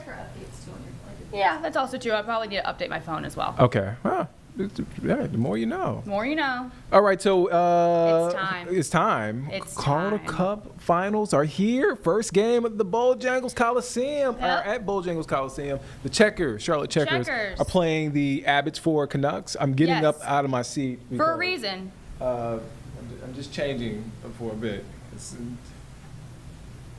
We're doing this live on camera. Yeah.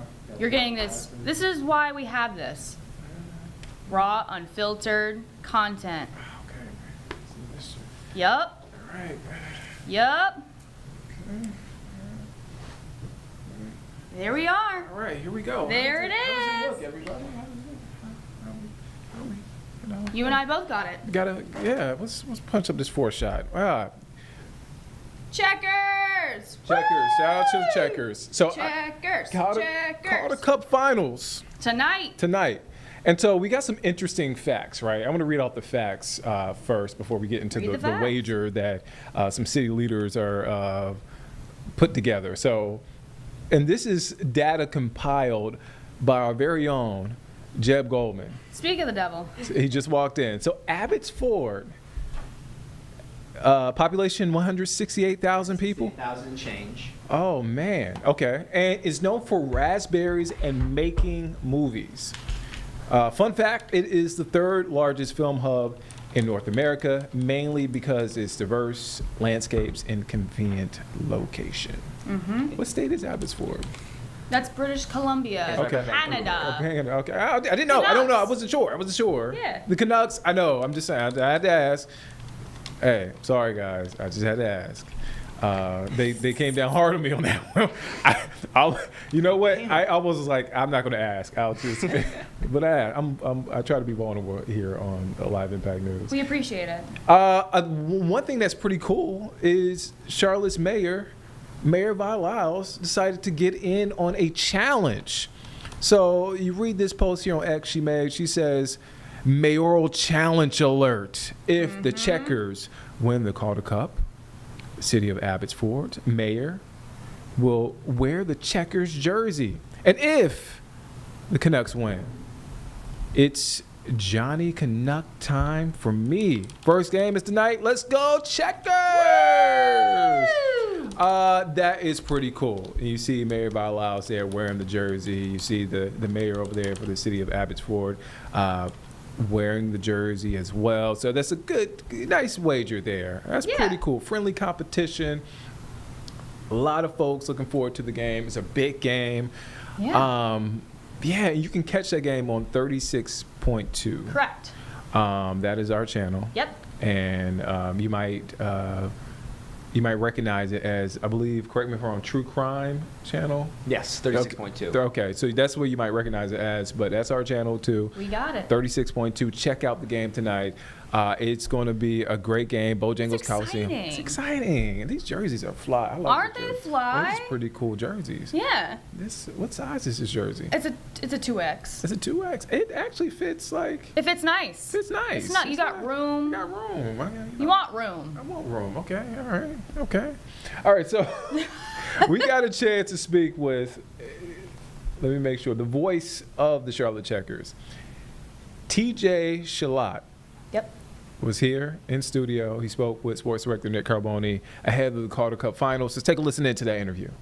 And I'm here to talk about something very exciting in sports this week. The Charlotte Checkers will begin their quest for the Calder Cup on Friday night with Game 1 at Bojangles Coliseum. And here to talk about the Charlotte Checkers is the voice of the Charlotte Checkers, TJ Shalat.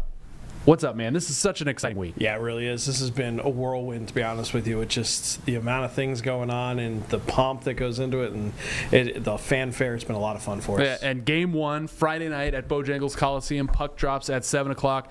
TJ, you know that building intimately. You know this fan base.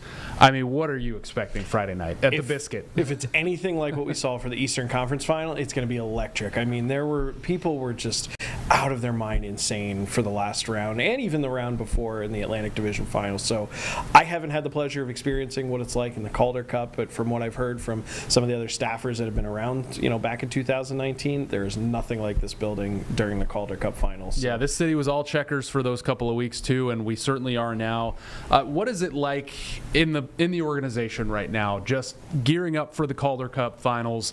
I'm sure it's really busy. Every time I text one of you guys are like quick to answer and like, yeah, let's go. But I know it is just overload right now. It is, but you know what? That's part of it, right? Like if you were not on a winning team, you're going to be bored. So it's kind of one of those, the trade-off, right? So I'm happy to be busy. I'm happy to be at this point. It's more so just we want to put on a good show. We want to make sure everybody has great value at the game, and of course that the guys get it done on the ice. But we can only control what we do in the front office side of things. So yeah, we're a little bit busy right now, but we wouldn't have it any other way. Boy, have they got it done on the ice. Yeah. They sweep Hershey in the round prior to the Eastern Conference semifinals. Eastern Conference finals make quick work of Laval. out of Quebec. So I mean, this team just seems to be playing its hottest hockey on ice right now. I compared them to, for people who watch football or baseball, it's that team that gets hot right before going into the postseason, and then they're just a momentum train that you just can't stop them. And for the Checkers, they were pretty hot ending the regular season, struggled a little bit with Providence in that first round, but have been a steamroller ever since. And honestly, I think that first round against Providence, jumping up against them 2-0, best of 5 series, all they needed was one more win, and then losing 2 and having their backs against the wall, I think that adversity was something that was really needed for this team. It just kind of shows you that you're, not impervious to mistakes and that you're not going to sweep every single team that you play, and it just gives you a little bit of something to galvanize. And I don't believe any team, no matter what the sport is, if you don't have any adversity, you are not going to go the distance. And I think they experienced that early, got it out of the way, and now they're cruising. Yeah, what's kind of the journey of this Charlotte Checkers team? Because as you mentioned, didn't have the best record in the regular season. That belonged to Laval, right? And they just plowed through Laval. Hershey had won the Calder Cup 2 years in a row. They plow through Hershey. What has been the journey of this Charlotte Checkers team to this point? I think because this team has been, and I might have said this before, but next man up mentality all year long, and not only with the guys that, filling in for an injured player. You had Aiden McDonough and Ryan McAllister were the team's 2 leading points getters in November, and you will not find them on the roster. You won't see them this weekend because they're both out due to long-term year-ending injuries. Someone had to step up and fill that gap. They had guys filling those gaps. They also had, it wasn't a team that was perfect, 4 lines, 3 deep pairs deep all year long. There were guys that went through and lines that went through these ups and downs, and it just always seemed like they had that balance. When one line wasn't doing great, another line was picking up the slack. And I think because of that, the way that they were kind of raised in that environment all regular season long, you're starting to see some unique heroes here in the postseason as guys are getting it done. Sure, John Leonard, who led the team in points all regular seasons, getting it done, but you're also getting Riley Bezo, a guy that played 27 games during the regular season, has 3 goals against Laval. Where did that come from? It's great to see that.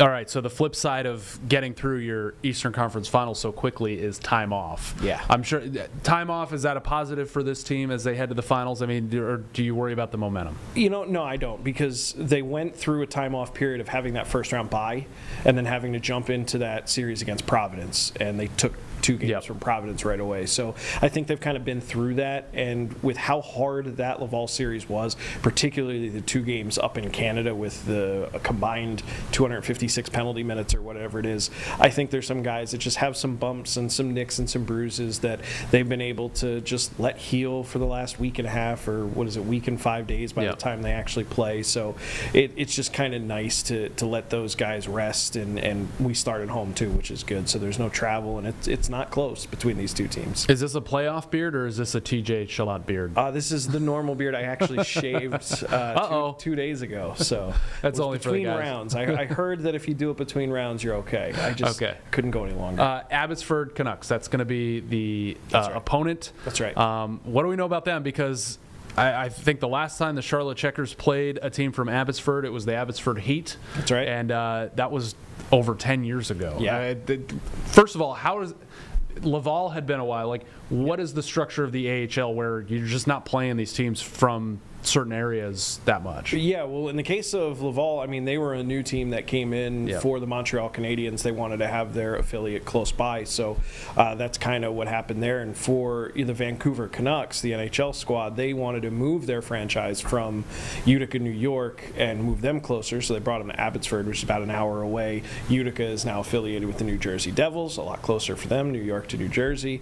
So these are 2 newer teams to the league, in the last 4 or 5 years. They've been around as long as I have in these 4 seasons. So, 4 or 5 years, they're newer, so we haven't seen them in a while. In the case of Abbotsford, we did see them a long time ago, but it was a totally different franchise, affiliated with a different team. At that time, they were affiliated with the Calgary Flames, another Canadian team. So that I think what we're looking at here is you just have to play your style of game. I was concerned with how the team would go out playing a team they hadn't seen in the regular season before that Laval series. It was kind of, you've got a team from the north playing playing a team from the Atlantic, which is two very different styles of play. When you look at the teams in those divisions, how would the Checkers balance out? Especially you're looking at that record, like you mentioned earlier. It's the best team in the league during the regular season. I think that kind of put any worries to bed for me.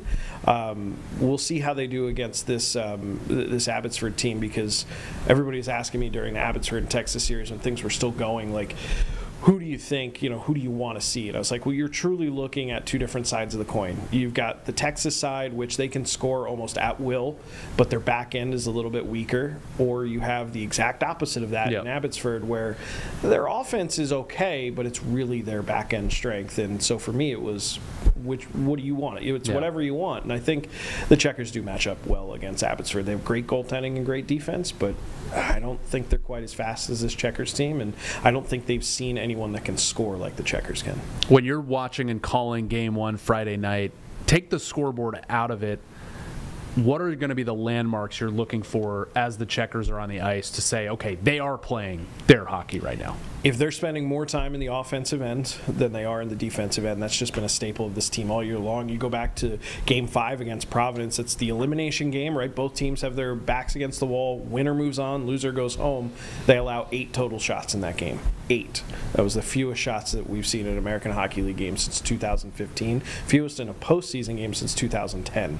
So when they are in the offensive end and they are spending more time in that zone and moving that puck laterally and really making the goaltender just, even if the goalie's not making a save, if his eyes have to just, they just got to keep darting around. They get you get tired. You get fatigued in that way.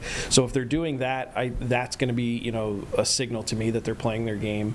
If they are winning loose puck battles, and if their passes are on point, because the games that we've seen them lose, like those 2 games against Providence or any of the games in the regular season, when their passing is not on the mark, they really struggle to generate that offense, because they just can't quite seem to break into the zone with the speed that they want, or they can't get it done. When you go to the game center after every game, it just seems like there's so many different guys that can score for the Checkers. Trevor Carrick, Bezo of late, John Leonard. I'm sure there's other guys you can rattle off, but is it a balanced, selfless team when it comes to scoring the puck? Yeah, absolutely. And I think that goes back to that next man up mentality.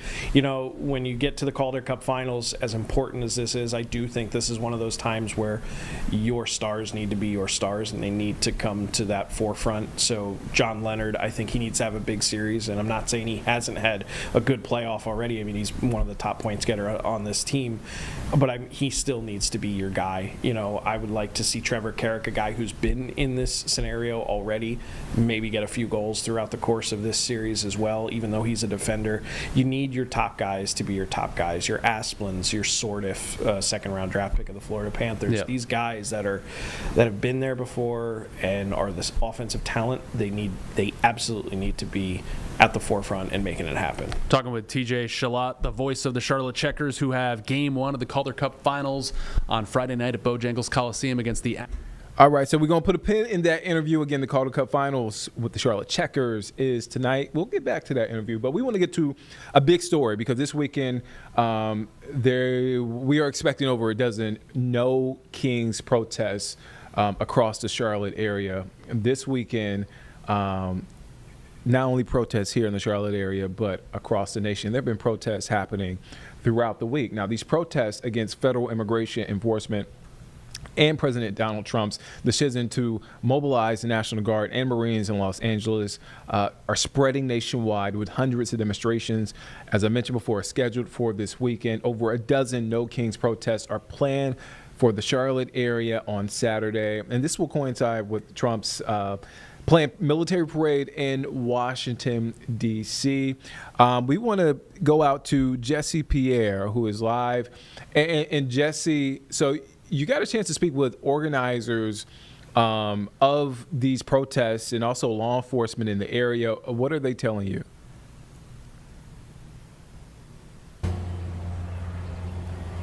Well, overall, Charlotte will be joining dozens of cities in this No Kings protest tomorrow.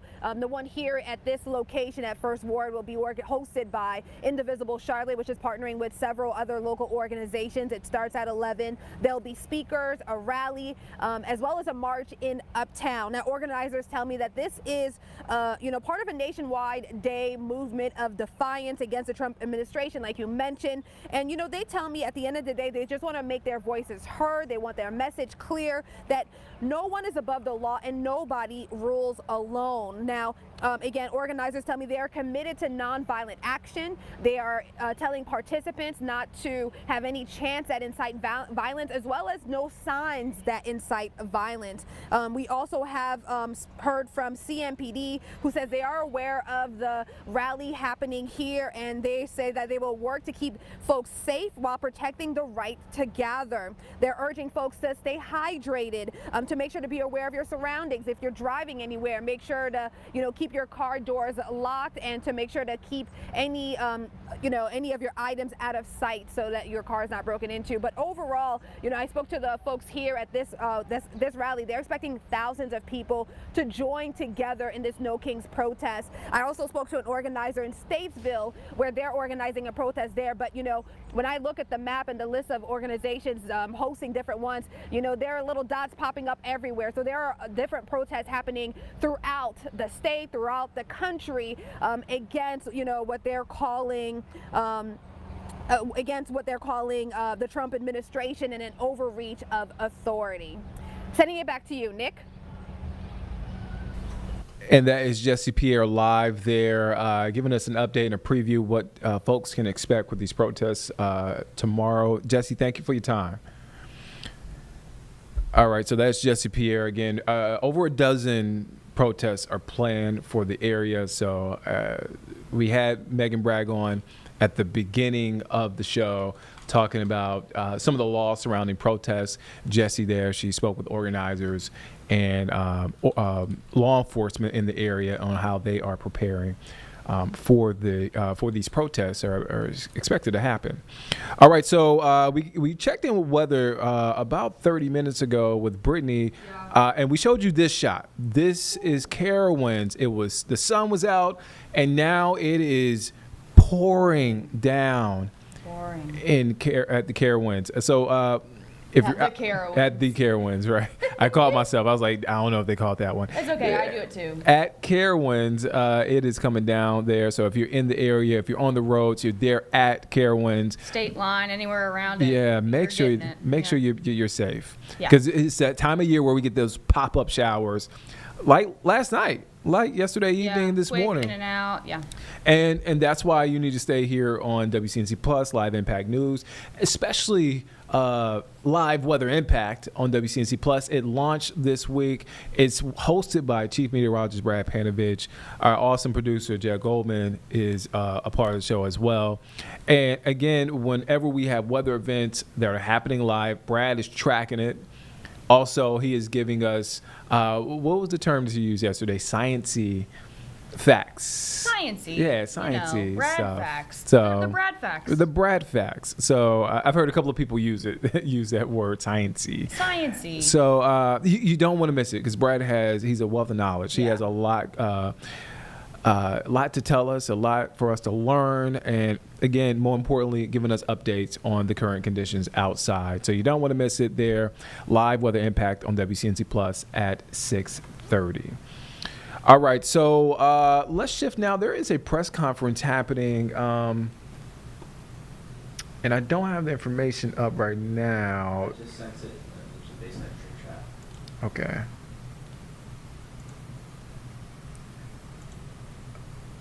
Bear with us for just a second. So there is a press conference. We'll take you. Here's a live look at that press conference. This is out of Monroe. And I'm reading this in real time, so I'm trying to filter out some of this stuff. So apparently this press conference is surrounding some legislation through the state to change the charter of Monroe to force a primary. This press conference is in front of the courthouse in Monroe. regarding a House bill. And so, yeah, let's, as I do some more digging into this, let's listen into what's being said right now. Representatives that we're talking to, when I say we, there's been individual conversations, not collectively, but I know I have asked for Monroe to be removed from this bill and for us to have meetings to discuss this possible change.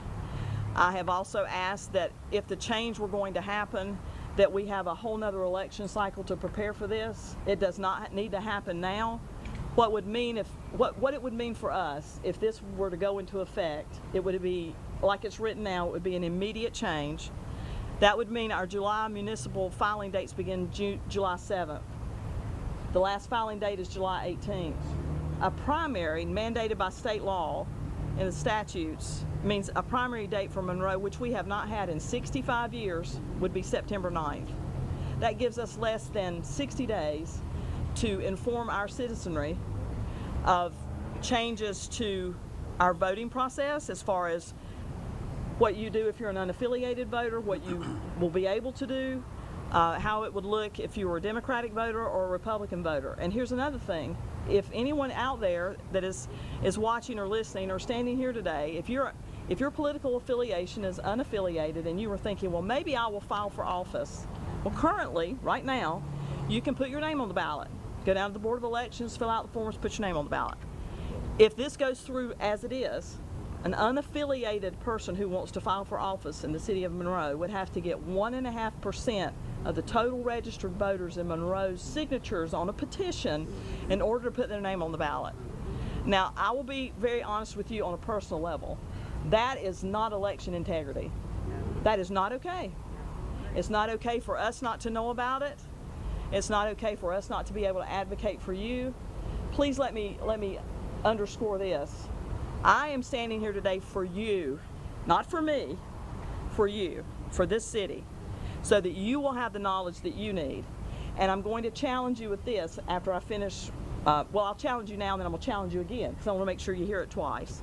I'm going to challenge you to contact our local representatives. We're simply asking for the chance to navigate this, communicate this, talk about this major change on behalf of you, so that you know what's going on and it's not sprung on anyone with less than 60 days to get citizens informed of how this would change and impact your vote. As a citizen, can I say thank you for what you're doing?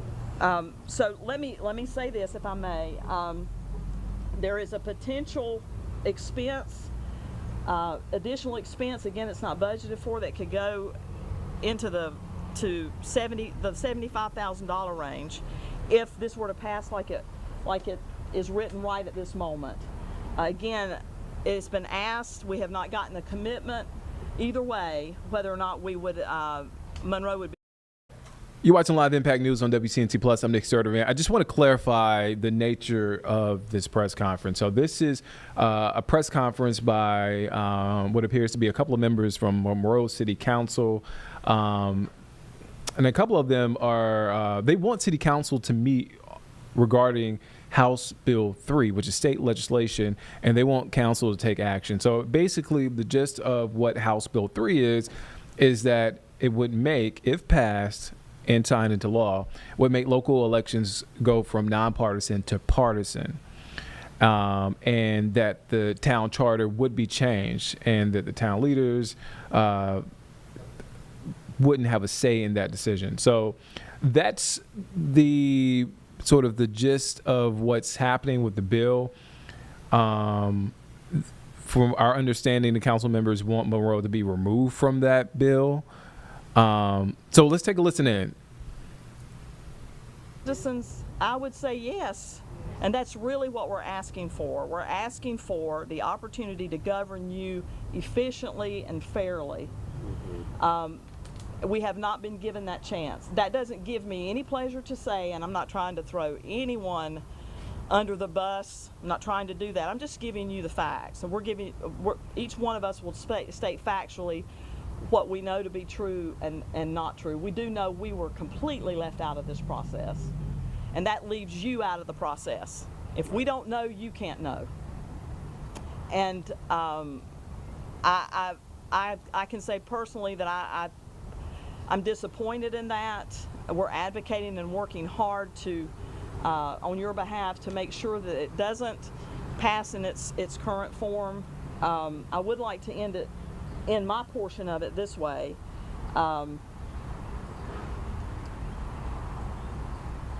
Your vote and elections are a sacred thing.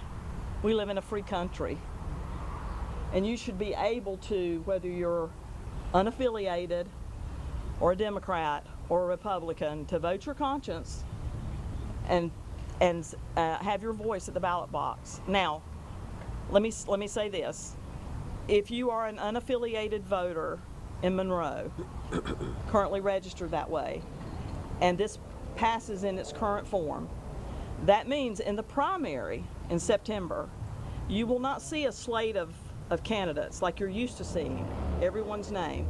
You will have to choose either the Democratic Party ballot or the Republican Party ballot and vote on one of those ballots. So you'll have to decide which candidates do you lean towards the most as an unaffiliated voter, which is your right, but before you had the right to everyone's name. Is everybody following me?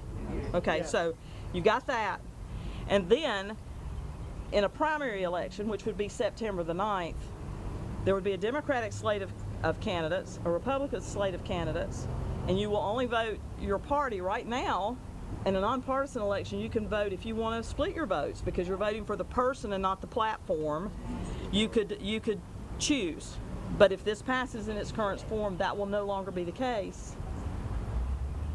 If that ends up happening at some level, we need to have input on that. What does that look like? What does that mean to Monroe? What do we need to inform you of? How do you need to rethink your strategy? We need to be able to give you a strategy to go by. We need to be able to represent you correctly. So, to summarize my portion of it, I'm working diligently. I know others are as well, to ask for Monroe, and again I'm going to underscore this, Monroe is the only municipality in Union County that this is directed towards. Yep. I cannot tell you why. I'm just telling you that's a fact, okay? So it's there. That's unfair in my personal opinion. Totally unfair. If we're going to make those kinds of changes in elections, we have other municipalities that have nonpartisan elections. So if the goal is to get everyone to a partisan election, then do everyone at the same time, let everyone communicate about it and everyone learn about it. But let's not cherry pick municipalities. That's not okay. Okay? So this is what you can do. And again, this is you. Those of you who are watching, those of you who are here today, I'm going to challenge you to communicate to the first person you see once you leave here. Hey, go to ncleg.gov and contact the offices of Representative Arp, Representative Brody, Senator Johnson, and Senator Craven. Their phone numbers will be listed there, and we'll actually have some copies as well. Their email is there. This is going to, as far as we know, will be on the floor for a vote Tuesday. You need to email them today. Their inbox should be full from the citizens of Monroe asking questions and expressing concerns. And let me say this, as an individual council member, I'm willing to sit down and listen to the reasons why someone would want to, introduce this to our community. But we need to be given the chance to do that. And we haven't been given the chance to do that. So I'm not saying that to say I'm for or against it. I'm just saying give us the chance to represent you and see if it is best for Monroe. It may be, it may not be. I have my own personal opinion about the way it should stay, but I'm just going to tell you.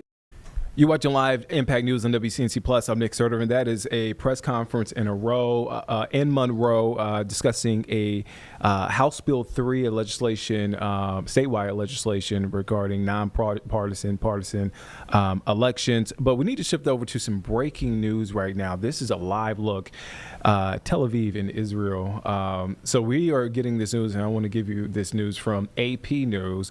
So Israel says Iran has launched missiles, and I'm reading what again, the updates that we're getting by the second from AP News. So just in, an Israeli military official says dozens of incoming missiles have been detected. Again, you're taking a live look at Tel Aviv.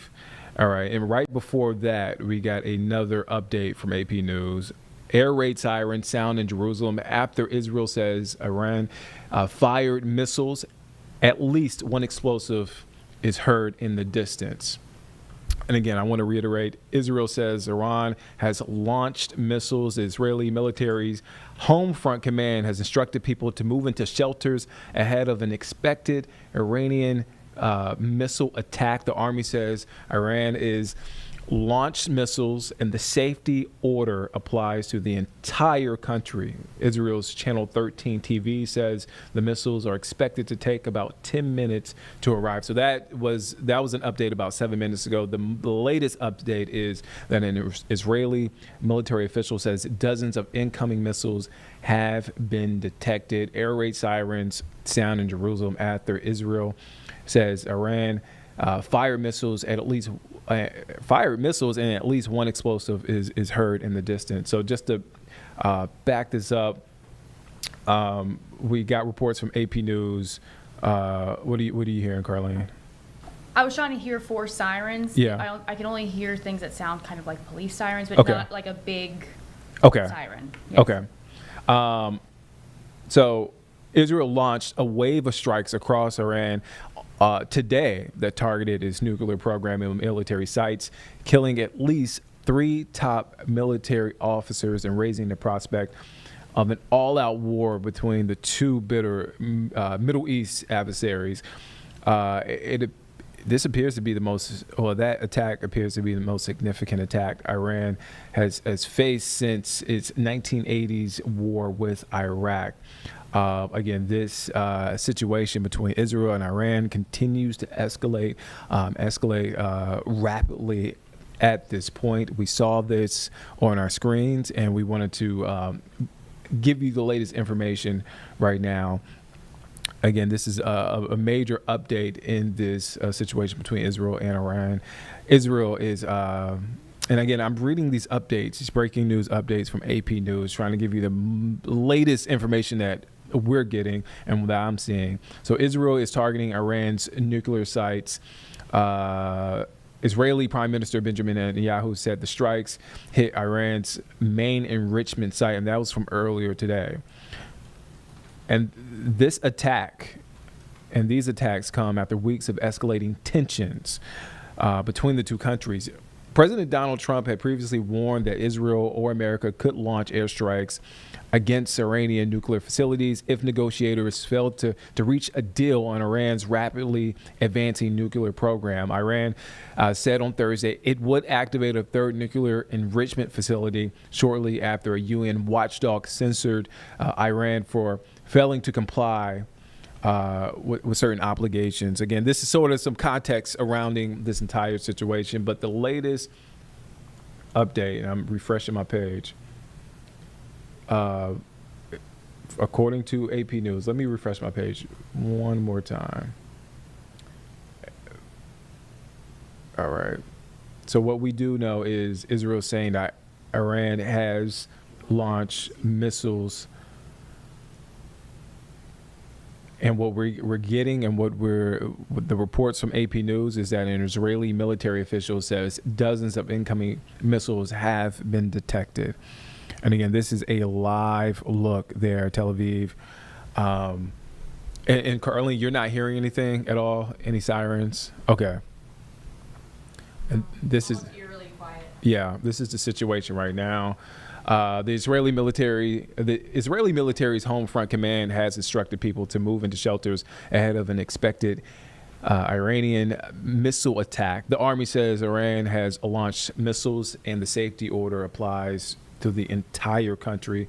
Israel's Channel 13 TV says the missiles are expected to take about 10 minutes to arrive. Okay. So just a couple of seconds ago, I got an update. Iranian missile attack has reached Israel. Sirens sounded across Israel. Loud booms shook the air as Israeli interceptors could be seen are seeing up toward the Iranian missiles. An Israeli military official said dozens of incoming missiles were detected. Again, bear with me, guys. I'm reading this in real time. We just got this information. This is what we are getting from AP News. I'm going to shift over now. You can always go in the back too. Okay. And we can keep that shot there at the bottom of the screen. But that is what we are hearing right now. Before we move on, I just want to reiterate, if you're just tuning in, again, tensions between Israel and Iran reaching new heights at this point. Israel launched strikes on Iran early Friday, local time there. It became a dramatic escalation. Now Israel is saying that Iran launched missiles into Israel. That's according to an IDF. That's according to IDF. And Iran, again, this is from NBC News. I switched over to NBC News. Iran has launched missiles into Israel, according to the Israel's defense forces. And this is what they wrote. Quote, defense systems are operating to intercept the threat. That's according to Israeli defense forces. The public, quote, the public is instructed to enter a protected space and remain there until further notice. Very tense explosions could be heard in Tel Aviv after the IDF, Israel's defense forces, made that announcement. Explosions could also be heard in Israel's central district. Again, that is the situation right now. We are continuing to get a lot of information coming in, but we will keep that shot here at Tel Aviv on the bottom of your screen. Do we want to go back to that press conference in Monroe? That I believe that is still happening. Okay, so that is some big breaking news in the escalating tensions between Israel and Iran. Something that has been fueling for some time now, and it has reached to a point where we are hearing of strikes in Israel. So all right, so let's move away from that. Is that press conference still happening? Mm-hmm. Okay, let's okay. So let's move away from that. We'll keep the shot up. We'll keep you updated. All right, so we want to get back to a press conference that is happening in Monroe right now. This is a live look. We were here earlier before we got into that breaking news. Basically, Monroe leaders are talking about a bill that would take local elections from nonpartisan to partisan if that bill is passed. Let's take a listen into what's being said now. So what can the council do to tell him he can't do it? We would have to contact our legal staff. And have we done that? Not yet. Not yet. And I think if I'm hearing you correctly, what you're asking is, was this something that the mayor had the authority to ask for? We can lobby for anything. Let me answer. We can go up and lobby for anything. In your official capacity? In our official capacity, if we have an opinion, we could lobby for something and encourage something. But the way it should work in this process is that she would know, he would know, we would know, I'm going to go lobby for this. That's the way it's supposed to work. So there's nothing illegal about asking for something. But what we're not sure of is, so that answers the question of why don't we do something about it, because that's something I could do. If I wanted to go and lobby for that change, I would want to tell them that, hey, I'm thinking we should switch our elections, and I'm going to go ask for that. And they may call the representatives and say, well, I don't think you should ask for that. I don't agree with my colleague. That's the way it's supposed to work. Unfortunately, in this case, what we're trying to illustrate is it happened. Whoever's ear was gotten. Then the Monroe was added on June 6th to this bill that started in January of 2025, and we didn't find out about it until June the 11th. Yeah. So what went on behind the scenes, I can't connect those dots for you. I'm not trying to evade your question, but I'm just telling you that's where we are. Well, man, just as a follow-up, you're saying should, would.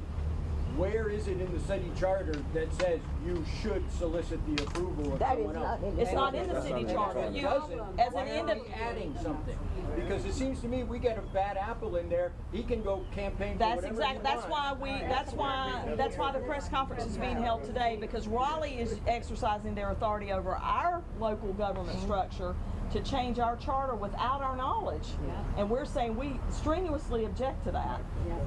That authority exists, and we're objecting to it. Normally, you would know that this was coming, or it would be discussed out of professional courtesy. You would know they were planning to do this, but we didn't know it.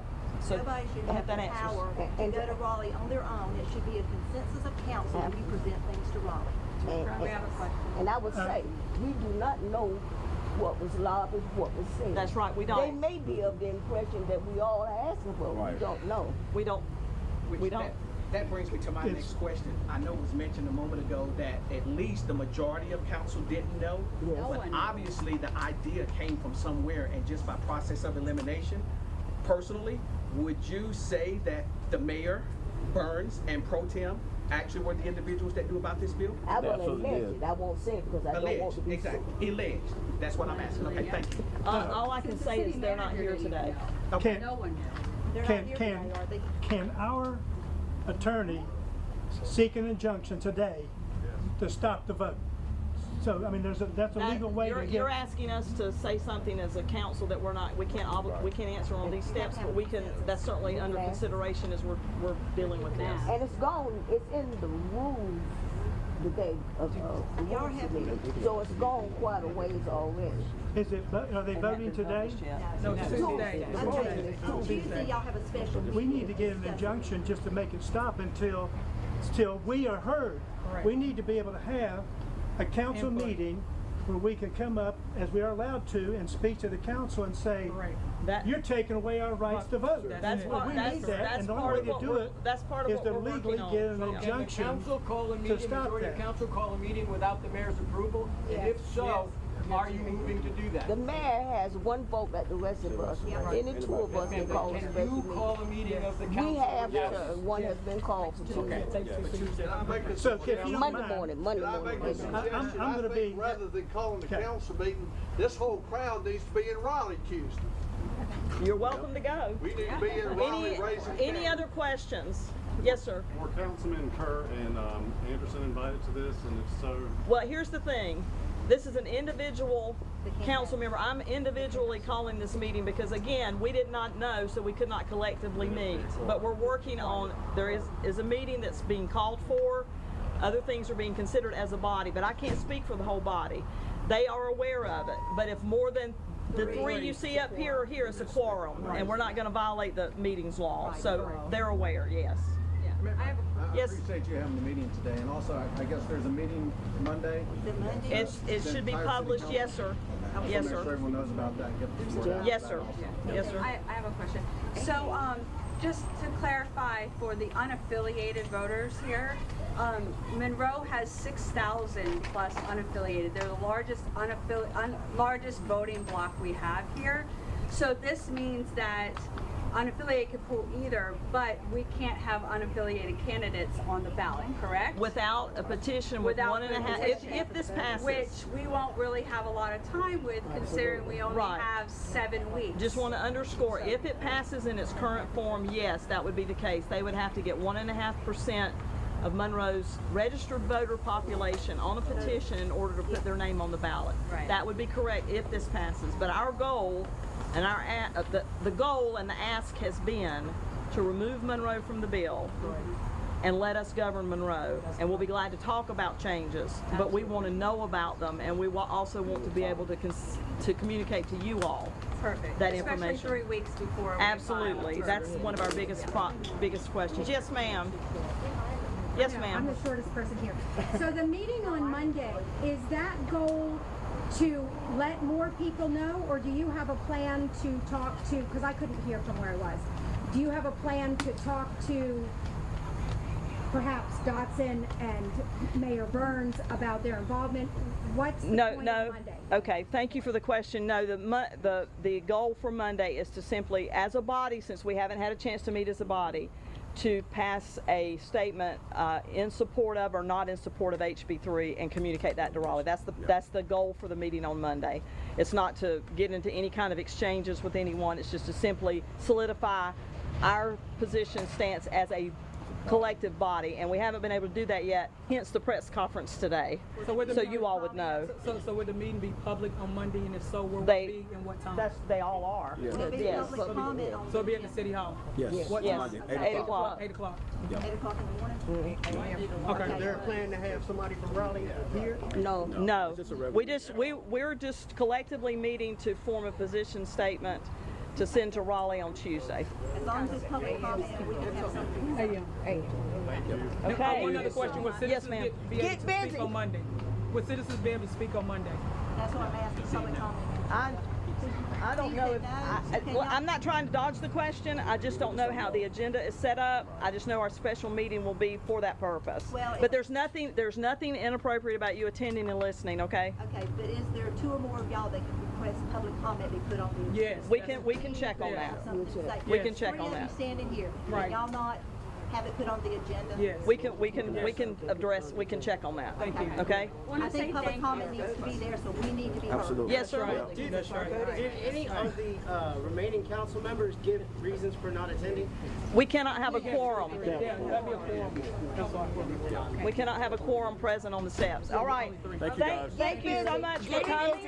Thank you so much for coming. Go get busy. Tell Monroe citizens what they need to know and what we're trying to do for them. Thank you very much. Thank you.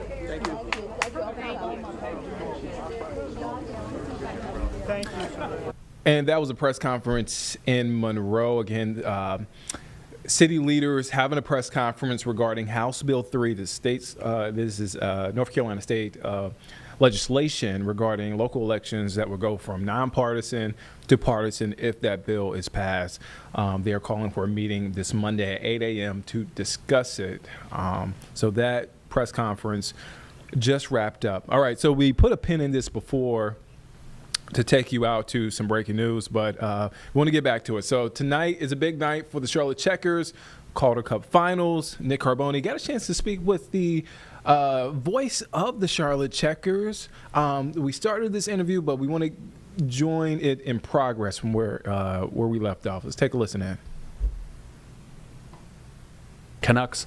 TJ, you weren't here. You got here right on the heels of that 2019 Calder Cup championship. Unfortunately, Charlotte in sports, we don't have many league championships, and that was a big deal here. What can you tell about the organization's pride in winning that cup in this city since you've been here? The tie between this team and the city is bigger than the tie to anything else. You know, I know a lot of people were not happy when there was the affiliation change. Of course, the Carolina Hurricanes, a more local team. A lot of our fans are their fans. I know there's a lot of unease and unrest, but what I think people forget is that we are not the Carolina Checkers. We are the Charlotte Checkers. So we're deeply just rooted in this community, from not only the things that we do on the ice, but the things that we do off the ice with the, the Checkers Charitable Foundation and things like that. So this is truly a city first team. And from everything I've heard about that 2019 run, the way the fans have appreciated this team during that run, and I still hear about. I mean, I haven't heard about it much over the last couple weeks because I think people could sense it in the air that we were going to the Calder Cup final again and that this was going to be a big deal. But up until then, I daily would hear about that run in 2019 and how special it was. And I think people are starting to see that this year is just as special. We just need to get across the finish line. So it was a really special time for them. And I know there was a lot of great players on that team, a lot of great storylines that happened kind of underneath the surface. So it's cool to be able to know those stories and then to stop and look at, okay, this 2024-25 team, what do we have that kind of compares? And there's a lot of similarities there between these two squads. All right, everybody knows the Stanley Cup, and that's being battled for right now between Florida and slipping right now, Edmonton. but Edmonton, the Oilers. What's special about the Calder Cup? Because that's been around for a long time too. Yeah, it has. It's been around a long time, not quite as long as the Stanley Cup, but this is the second highest level that you're going to get in professional hockey. Yeah. So, if you're not on a team that's playing for the Stanley Cup, logic dictates you want to be on a team that's playing for the Calder Cup, and it's a prideful organization. It's a very tough league. I mean, this is not just the Calder Cup as it was back when there was 12 teams in the league, or when it wasn't affiliated with the NHL. This is as close to an NHL mirrored league as possible. It's very similar to AAA baseball, and how close it is. I would argue, honestly, some of the players in AHL hockey are probably more closer to their NHL counterparts than maybe AAA, simply because you do see a lot more back and forth in the NHL and AHL as guys come up, and there's obviously larger rosters. You only get 9 guys playing a night, in baseball versus the 20 that you get in hockey. So there's larger rosters too. But this is it. This is the second highest trophy in all of professional hockey. So for this Charlotte Checkers team to go out and make that happen for the second time in 6 years, keeping in mind that there were 2 years there where it wasn't even awarded at all. Well, they did like to call themselves the three-year defending champs. That's right, the three-peat. They got to hold on to it for a while. Well, yeah, honestly, and you're not kidding. When I first started with the team, so that was the summer of 2021 going into 22, it was still in the office. Oh yeah, I mean, we went and made sure that they were keeping it safe. Oh yeah, absolutely. Well, there's other stories about it not being kept safe, but it's an important trophy, and I mean, this is what when you start playing at the beginning of the year, this is what you want to play for. And some guys on this roster didn't even know that this is what they were going to be playing for at the beginning of the year. You've got the guys like Dennis Sasana or Riley Bezo, who started the year in the ECHL. You also have guys like Jesse Puljujarvi, who was with the Pittsburgh Penguins in the NHL. I guarantee you, if you asked him back in October, hey, you'd be playing for a Calder Cup, he probably wouldn't have been happy about it back then. But considering how his path has went and how he's accepted his role with this team, I guarantee you he's more than pumped to be playing for it now. Big goal for Yessi the other night as well. So Stanley Cup real quick. Series is even between the Oilers and Panthers, 1 apiece. Are about to drop the puck now. What have you thought of the series? And Florida is the parent organization of the Charlotte Checkers. So has there been any communication? Is everybody just so busy trying to win their own cups that they've kind of isolated right now? How's that going? Yeah, everybody's been pretty busy doing their own thing, especially with Florida now having the next 2 home games. So they're a little preoccupied with that. This is the first time since 2008 that a NHL and AHL affiliate have both made their respective cup finals, and it could be the first time since 1995 that each of them both won. So 2008 it was Pittsburgh and Wilkes-Barre, and then in 95 it was New Jersey and Albany. Checkers head coach Jordy Kinnear was a member of the Albany River Rats that year that won it. But the communication's been great. We're hearing a lot of, because of that tidbit, we're hearing a lot of outside media is picking up on it. A lot of folks are just saying like, wow, okay, so Florida's in and their affiliates in, so it must be organizationally deep. Those roots really run deep, and they absolutely do.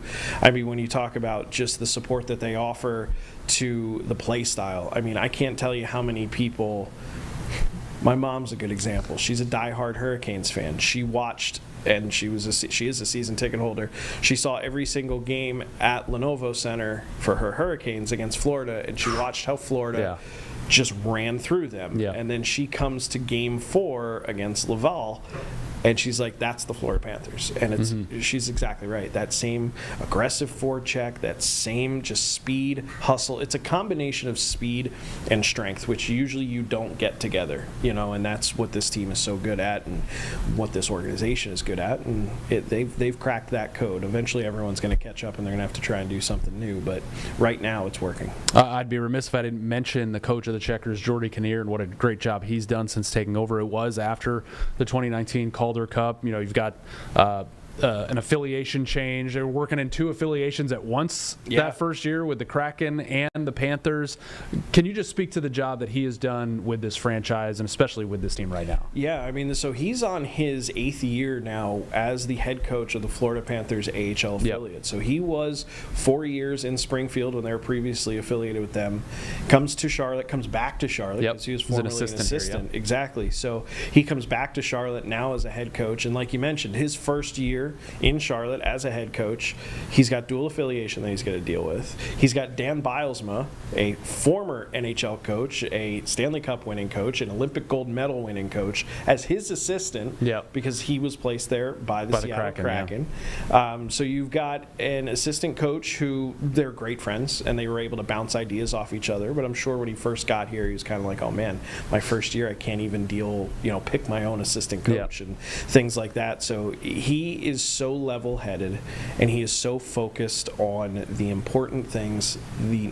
What is the next task? He will never sit there and say that everything was 100% perfect because he knows that perfection doesn't exist.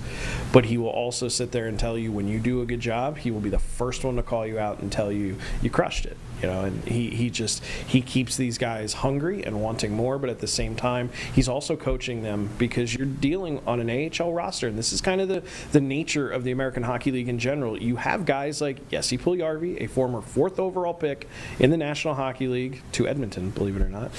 And you have guys like a Riley Bezo or a Justin Sordiff, a 2nd-round draft pick. You have such different personalities, and you have veterans like Trevor Carrick, a guy that is not spent a lot of time in the NHL, but is pretty much an AHL veteran with well over 250 games played in his career. So you have all these different personalities. You have all these different outlooks and ceilings, and some guys are just trying to win one more before they retire.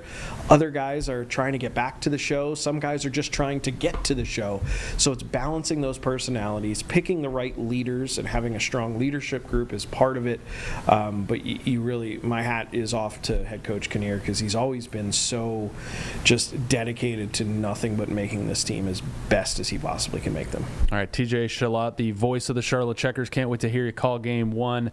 I guess just take me to the beginning of your hockey play-by-play journey. I don't know how you follow the puck, man. I just don't. You just crazy. You zone in on it. You really do. And I tell people this all the time. I don't have a great memory to begin with. And I know some guys in hockey play-by-play are fanatical with the stats, and they can tell you, honestly, it's a lot like my golf buddies. They can tell you what they shot on hole 3 last October when they were playing this, some random course. I've got play-by-play friends who can tell you, oh yeah, that was, September 28th, and we were playing. I can't do that, and I think it's because of the speed of the game is so fast that so many things just go in the eyes and right out the mouth that nothing sticks in the back of my head. And it's just one of those things where all I try to do is just be as accurate as I possibly can. This is my 4th year here in Charlotte. I spent 3 years in Minnesota doing junior hockey, which is a lot slower, and it feels like a lot smaller. The ice feels smaller anyway. So it's been a great ride. I mean, it's phenomenal. The view that we have at Bojangles is one of my favorite things in the world, just being up that high and seeing everything open up, and that does help too, because the higher up you get, everything kind of slows down. Yeah, tell people at home how I don't like heights, and I've seen your perch. I don't know if I could get up there. It's not too bad if you can get through the stairs that you're looking through. Right. Yeah. It's basically a ladder. It is. Yeah. You're fine if you can get there. It's not anywhere near the highest in the league. I mean, you go back to Hartford at the XL Center. Oh, It's yeah. an old. It's NHL. the mall. That's right. It's a mall. That's way up there. Yeah. Syracuse is pretty high up too, and I've heard some places in the NHL are even worse. When you talk about the gondola in Detroit, I've heard is just, you're in a different zip code up there from what I've heard from some folks. But it's not too bad when you're up there because you are a little bit more over the ice, so you don't feel like you're so high up. It just, the angle's kind of deceiving. It feels like I'm higher up. The 2 times it feels like I'm really high up, one is when you're down and you are looking up at it. And then you realize. Yes, especially if somebody's in that booth and you go, man, I can barely make out their facial features, from down here. And the other time I know it's way up there is when I actually have to climb those stairs. So that reminds me real quick that I'm up there. All right, we're going to have the hardcore Checkers fans that are going to be in the house Friday night, no doubt, for game one. We're going to have people that are home thinking about, hey, I've heard that this is going on. I haven't checked it out yet. Maybe this is a good time. What is that person going to experience if they buy a ticket to game one to the Calder Cup Finals at Bojangles Coliseum? It's going to be an atmosphere unlike anything I think that they've ever seen, especially if they've never seen a hockey game. I almost feel like you're going to be way too spoiled because, game one of the Calder Cup Finals how do you compare that to if your first game was a random Wednesday night in February or something like that? The crowd is still lively. It's still a great value. It's still energetic, but it is not Calder Cup Finals energetic. So I almost feel like they might be doing themselves a disservice that way. But at the end of the day, get out there and experience it because it's the only game that I've ever found. This is how I fell in love with the game of hockey, is just going to a game and you just fall in love with it. I used to go with my dad and a good friend. We would go to New Jersey Devils games back when I was a teenager, and then all of a sudden I was like, wow, this is fun. I really enjoy this. And then I wanted to start to play it. I'm a teenager, so then playing on my high school team in Pennsylvania, which is nothing to write home about. I mean, there's high school kids probably here that were 1,000 times better than we were, but it's one of those things where now you want to play. Now you want to get in, like now I'm watching and I'm absorbing everything and bringing it in, and to be able to make a career out of it. I'm truly, truly blessed. But it's one of those sports where you experience it live. You might not understand the rules. You might not understand what they're talking about with offside and the whistles. You'll pick that up after you go a few times. But it's just that excitement, that environment, the game itself, the hitting, even when nothing is happening. When a veteran play-by-play like me is kind of getting a little bit bored with, like, come on, guys, do something. Like, I want to make a goal call, or there's enough going on that if you're a new fan, between the whistles and the pushing and the shoving, it'll hook you. It's absolutely addictive in that way. All right, you got at least 5 goal calls in you for Friday night, the way they've been shooting the puck? Yeah, I hope so. I mean, the 3 that we had for the clincher, that was light. I mean, I might have jinxed it on our pregame notes. I had put, one of my headers was, fivers, because they had 5, 5, 5 in the previous 3, and then sure enough, I might have jinxed them. Yeah, they were saving a few for this Friday. TJ Shalott, voice of the Charlotte Checkers, thanks for joining us. Good luck Friday night. Can't wait to hear your call. Oh, thanks for having me. Good interview. Again, if you saw me earlier, I had the jersey on, the Checkers jersey on. Pretty cool jersey. Good luck to the Checkers tonight as they do their thing. And look, good luck to Mayor Vilaus, because she has a little wager going on with the mayor of Abbotsford. So you can check out that game. If you can't make it in person at Bojangles Coliseum, you can watch. You covered. 36.2. 36.2. That's us. That's us. You can watch the game. We no got sweat. You covered. No sweat. No sweat. All right, so a lot happening this weekend, including Ebony Fest. Ebony Fest Juneteenth Festival in Gastonia kicks off Saturday, June 14th from 2 p.m. to 8 p.m. at Rotary Centennial Pavilion in downtown Gastonia. It continues, or it picks up rather, on Tuesday from 9 a.m. to 12 p.m. That's the 17th. Thursday, June 19th, from 6 p.m. to 10 p.m. June 19th is Juneteenth. So it's a big celebration. Again, it kicks off Saturday. Our Destiny Richards got a chance to speak with one of the organizers with Ebony Fest recently, previewing the event, what you can expect, and some of the hurdles that they had to overcome in order to make this year happen. Let's take a listen into that interview with Destiny and the organizer. So starting off, just give us a little bit of background of just why you brought Ebony Fest to the city of Gastonia. I saw a little bit of the meeting video, but just kind of give us some context. Wow. Okay, so in 2019, I was part of the Highland Festival Planning Committee. Highland Festival at that time had been in Gastonia for 30 years, and it's a primarily community-based event that takes place in the Highland community in Ward 4 in Gastonia. And so as part of that 30-year event, we did some history. And the late Mayor Walker Reed was part of the Highland Festival. He came in and he shared a story with me. And the story was that when Highland Festival first began, it was called Ebony Fest. And at that time, I was really considering doing a Juneteenth festival, the very first one. And I didn't have a name for it. And so I was like, oh my goodness, Mayor Reed, I love that name. I said, can I use that for Juneteenth? And so he said yes. And in June of 2019 was our first Ebony Fest Juneteenth festival. And so there's some history in it locally, but we wanted to celebrate Juneteenth because it is an independent state for so many Americans. I mean, I consider it an American holiday So for me, it just makes sense to celebrate Juneteenth and the 4th of July. So when we started, it was very small. We had probably less than 500 people. We had about 10, 15 vendors, and we did it at Irwin Center, which is also the home of Highland Festival. And in 2020, we got hit by COVID. So we did a Freedom March, and we walked from a local church here, Friendship Christian Church, to the police department, MLK Memorial, which is right across the street here.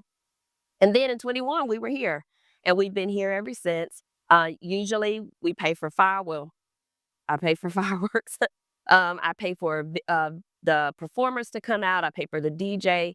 And so this year, what happened was the city had removed in-kind services. So we were incurring a cost of about $15 for our $15,000 for our 2-day festival.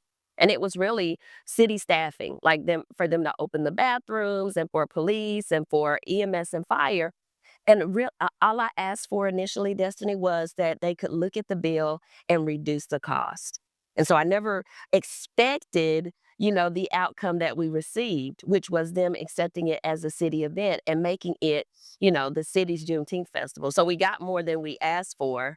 And it has been kind of a whirlwind. I mean, we did all of this in less than a month. We signed our contract. They're going to pay for the fireworks this year. And then next year, we'll have a 1-day festival that will include the parade, the festival, and the fireworks all on June 19th. Okay, so are they covering things differently than they will going forward? Yes, so this year is just basic in-kind service costs are covered and the fireworks. Next year, there will be a budget.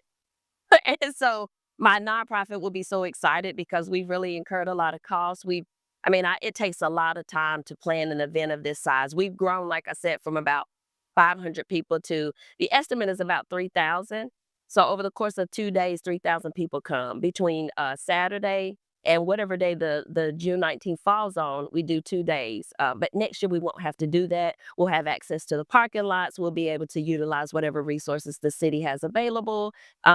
We get perks like they post it on the city page. They share it with all the city residents through their kiosk here. So there's a lot of great perks that come with being a city event.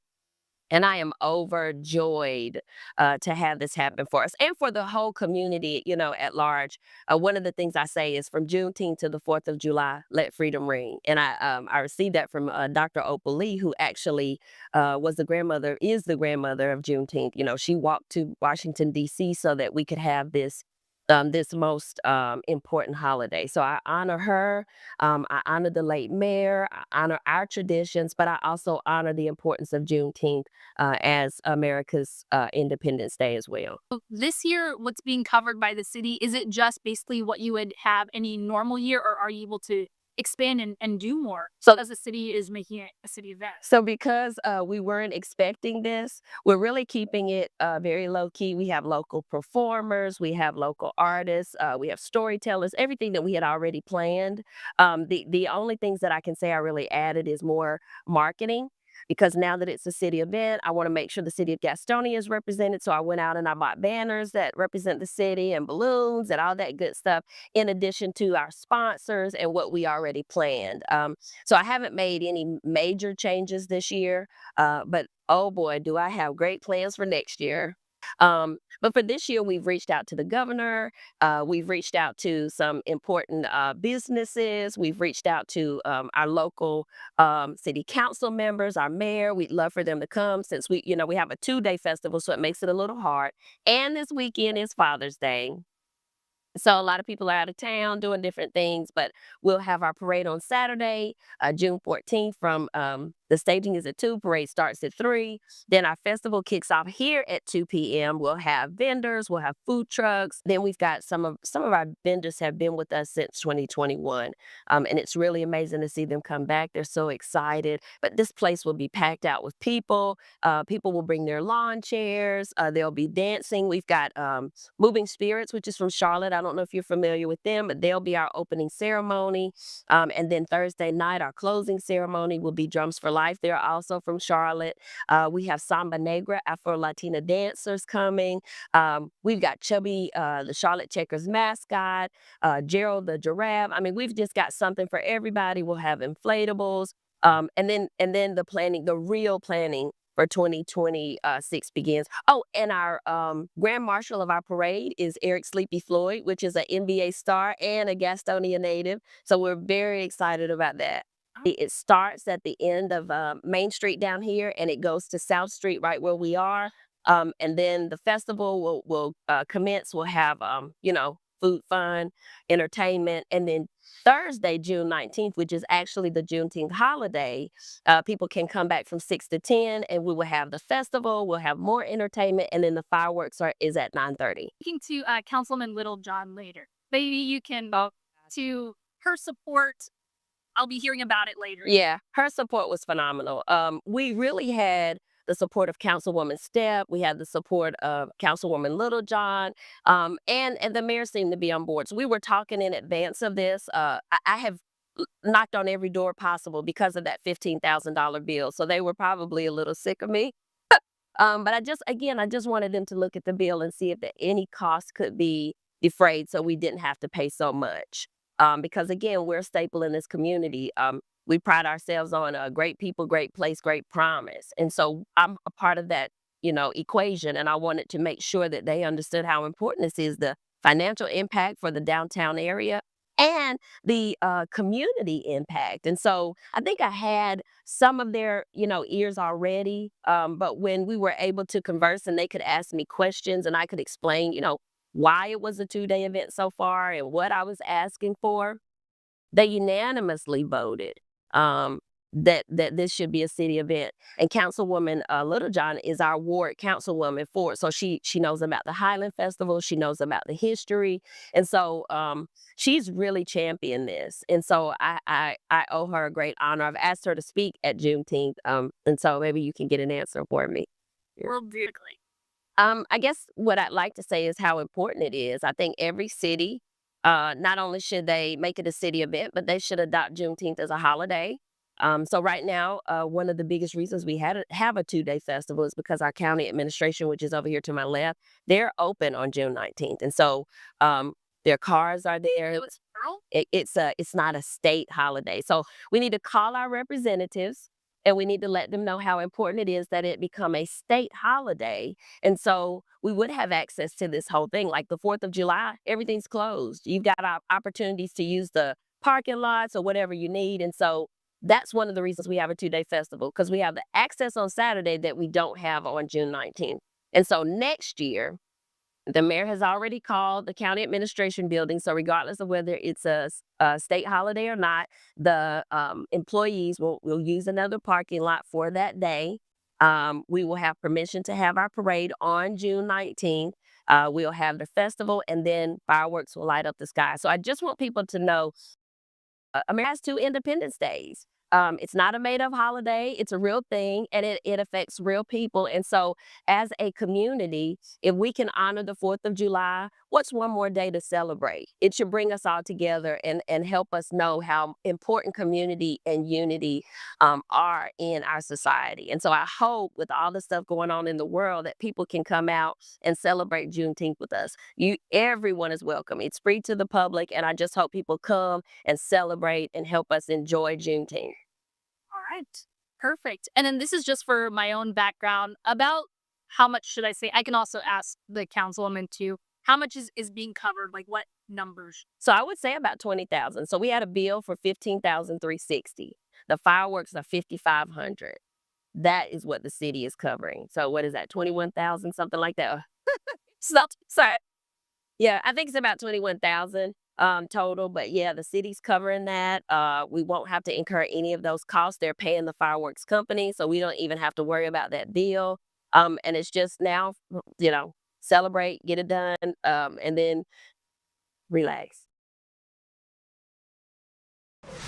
As happy Friday, yes. Looking forward to Ebony Fest. I was telling my wife actually about that earlier, Jeb, that maybe it might be a time to go down and check it out. There's been a couple of events that we've talked about here on WCNC and that we will obviously preview on WCNC Plus throughout the next week as well to highlight Juneteenth, a very special holiday in my opinion, just because of what it stands for in America for folks that learned about their freedom and what that meant to those individuals. So I'm Colin Mayfield. Canfield joining your stream here on WCNC Plus. It's great to be here. Jeb Goldman is here for the next hour with me. We're going to get into the nitty-gritty, potentially, of this Israel-Iran conflict.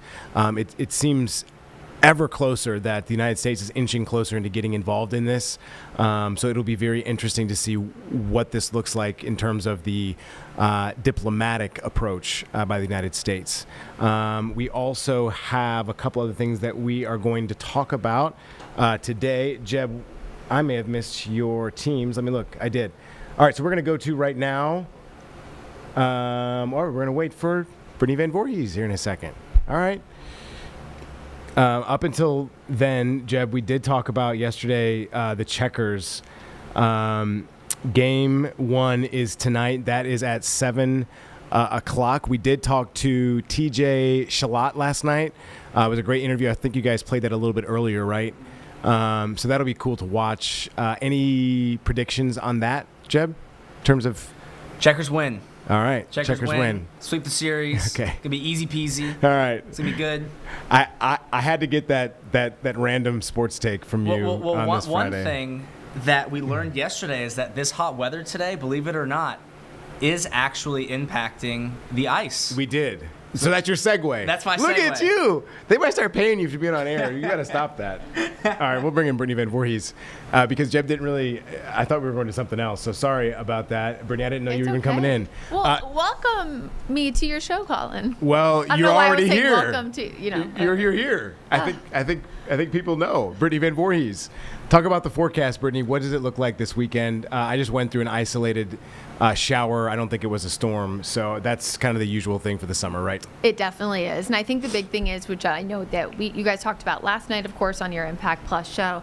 Of course, Brad was talking about it last night as well, is that the reason why we had so many storms yesterday is because of essentially the combination of that sea breeze coming in all the way from the coast, plus the fact that we already had a trough bringing storms around. Well, we don't have the same exact setup today. Remember, every single storm is different, whether you're talking about a scattered storm or a hurricane or something like that. So today's storms are still isolated to scattered, but they're not going to be as widespread and impactful as yesterday.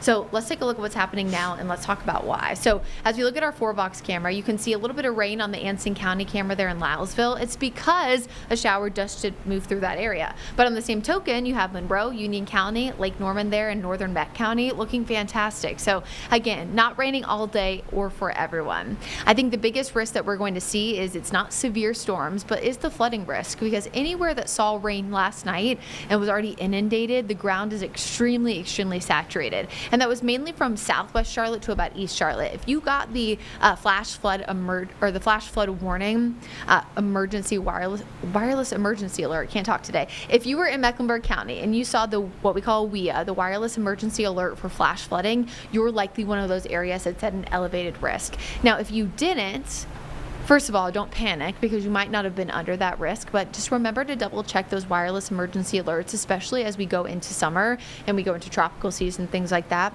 because the WIAs, the wireless emergency alerts, those come from Apple, Google, whatever, of course your provider is. And there's a way that people can turn them off. And we don't want them to be off because they're essentially only sent out when the risk is elevated in a level 2, 3. So again, just something to keep in mind. It was actually sparked by the fact that one of our producers, Carlene, did not get her WIA yesterday. So I just want folks to be aware of that. Slow moving storms today, again, causing that risk for flooding. So stay weather aware, be aware of the forecast, and always turn around, don't drown. We don't drive through flooded roadways. Here's some of the storms that Colin was just talking about moving in. Of course, heavy rain versus storm, only difference is essentially there's thunder or lightning, right? That's what makes a storm. Some of these have lightning strikes. There's not a ton of lightning in them, but certainly some heavy rain. I wouldn't say these are fast movers, but definitely not as slow as yesterday. So some of those showers that come over the same spots multiple times will certainly cause that risk for flooding. But again, it's really more so going to be for areas that are already inundated. Really the one storm that I'm watching for some strengthening is this one down in our southwesterly counties near Union, South Carolina, that's just now pushing into western Chester and southwestern New York. Essentially a big cluster of lightning starting to bubble up is just a sign of the storm strengthening. So as we go into future casts, again, very scattered this afternoon. Not expecting as much rain overnight tonight, but Saturday kind of a rinse repeat forecast. We'll see a few more clouds, so I think that will mitigate some of the instability. Best chance for rain Saturday is actually looking to be north of Charlotte, up toward the mountains, and then again, very scattered Sunday as well. So, of course, all of us either have, or I shouldn't say all of us. You all have a father, of course. But if you are celebrating a father, like Colin on Father's Day, you are going to be having to track a few isolated to scattered storms again. But again, not expected to be a washout. One thing I do want to point out about the weekend's temperature is not what the high is in the upper 80s, but actually what the low is. Anytime you see a low temperature above 70, that is an indication that the humidity is really high. Because remember, the temperature can't go lower than the dew point. So if it's not in the upper 60s, that means the dew points are what we like to call official meteorology term, disgusting. As we look ahead long range, we haven't seen a lot of really hot temperatures so far this year. In fact, we've only had one 90-degree day. Well, what happens when you have the same humidity we have now plus more 90-degree days? Well, not only elevated temperatures, but also our first chance to touch 100 degrees for the heat index. So this weekend, it will be toasty, it will be humid, mid-90s is going to be our peak heat index for most of the area. But this time next week, we're looking at upper 90s to near 100. Now, just to give you some perspective here, normally a heat advisory, at least for the Carolinas, most of the Southeast, has to be at least about 105. Some spots are actually 110, but that's primarily in places like southern Texas, southern Florida. So are we going to be talking weather impact alert or anything with this? No, but we are going to be talking about it a lot just so folks are prepared. There are certainly times during the summer where we have 99 to 103, for 5 days, 7 days in a row. But sometimes it catches us off guard when it happens the first time. It's the same thing, where we're in the summer and we're so excited for winter, Colin, and versus winter, we're so excited for summers. We have like that short-term memory loss of what it feels like. And so I think that first time just kind of sometimes catch people off guard. So again, right now we're looking at storms, flood risk, but this time next week, we're kind of going to be shifting our focus more so to the heat and the humidity. So that 90 on Thursday can certainly prompt a heat index in the lower 100s. And I would assume, because we normally have these type of issues, it's like smog, right? Air quality issues. There we go. It's Friday. Air quality probably coincides with that mugginess where it gets worse. I'm sure you guys will be looking at that. Yeah. Air quality seems to get worse on days where we see the heat index higher as well. Is that right? Yeah, you're absolutely correct. So essentially the reason why we have hotter temperatures at the end of next week is because that Bermuda high, which we talk a lot about, when it comes to tropics, because it's one of our steering currents, it builds in a little bit closer to the southeast and a little bit closer to the western Atlantic, so you're thinking Carolina coast. And so because it's over us, that sinking motion of air means less storms. So you can see that like 20% Tuesday and Wednesday. However, it gets hotter. So when that happens, there's so much moisture in the atmosphere already, and water vapor, any kind of water vapor, snow, rain, ice, has to be condensed onto something. So we call this cloud condensation nuclei. So whether it's rain, a cloud, snow, whatever, the water vapor isn't just like hanging out there for fun, it's condensing onto something. So normally that's ground level ozone, smoke, pollen, pollution, like whatever it is. And so when there's more of that and you have a hot and humid day, it essentially can disperse that a little bit more aggressively. And so we normally have elevated ground level ozone issues, especially in the city. So it's a little too early to know whether or not that will happen, but that is certainly something that we'll be keeping a close eye on. And of course, less rain means that those impacts are a little bit higher because, of course, if you had a ground level ozone and a lot of heat and humidity concern and you get a big wash of rain, well, of course, it's going to allow for rain-cooled air. So when that's lesser in the forecast, it just kind of can cause additional issues. Okay. All right. Brittany, we will make sure to watch the forecast. The best way, obviously, to stay involved, and Brad says this a lot as well, make sure you have 3 different options to get weather alerts. That is going to be important. A lot of times, electronic messaging is some of the best way, but if you don't have those devices charged, you're not going to hear those things. So weather radio might be a great third option for folks. And also download WCNC Plus and WCNC, the mobile app, because that'll help you get those notifications straight to your phone. And I know you guys look at that radar, update that radar hourly, even probably every 30 minutes or so, especially when it's an active environment like we've had over the last couple of weeks. So appreciate your time, Brittany. We'll see you tonight at 4 and 5 and 6, and then again at 7. Again, we'll be streaming our newscasts right here on WCNC Plus for you while the U.S. Open is going on. So we'll let Brittany get ready and get things ready for the forecast this evening. We do have some ongoing stories right now. We have an ICE protest in Dallas that we will continue to monitor, and we know that there will be multiple protests across the nation this weekend, some of them in direct defiance of the parade that's happening in Washington, D.C. This weekend for the U.S. Army's 250th commemoration and anniversary. So we are going to send you straight to the UN Security Council that just started. There's a spokesman for Iran's mission to the UN that says Iran has requested an emergency session of the Security Council there with the UN after last night's bombardment and Israeli strikes. And it seems to be right now that Iran is now launching retaliatory strikes against Israel. As I look up at CNBC, MSNBC, Fox News, and CNN, all of them reporting that this is ongoing right now. So this is in the moment. This is why WCNC Plus, we ask you to have it on throughout the day. We'll go to this now. From Iran's nuclear program, while also announcing a domestic state of emergency. According to the IDF, over 200 Israeli Air Force aircraft were involved in the opening strikes, dropping over 330 munitions on some 100 targets. Multiple nuclear installations were struck, including in Natanz, one of the central sites of Iran's nuclear program. In a video message, Prime Minister Netanyahu said that Israeli forces also attacked Iran's ballistic missile capabilities and top Iranian nuclear scientists. He stated that the attacks were intended to ward off an existential threat, vowing that the battle would continue for, and I quote, as many days as it takes, end quote. The impact of these attacks has already been felt throughout the region, with neighboring countries closing their airspace and putting their security forces on high alert. The Houthis have reportedly launched missiles toward Israel, one of which has hit the occupied West Bank, causing injuries. Many regional leaders have condemned the attack as a flagrant violation of international law and an escalation that is pushing the region toward more conflict and tension. According to Iran's state media and statements made by Iran's supreme leader today, at least 4 top Iranian generals and 3 leading nuclear scientists were killed. A number of civilians have also been reportedly killed and injured.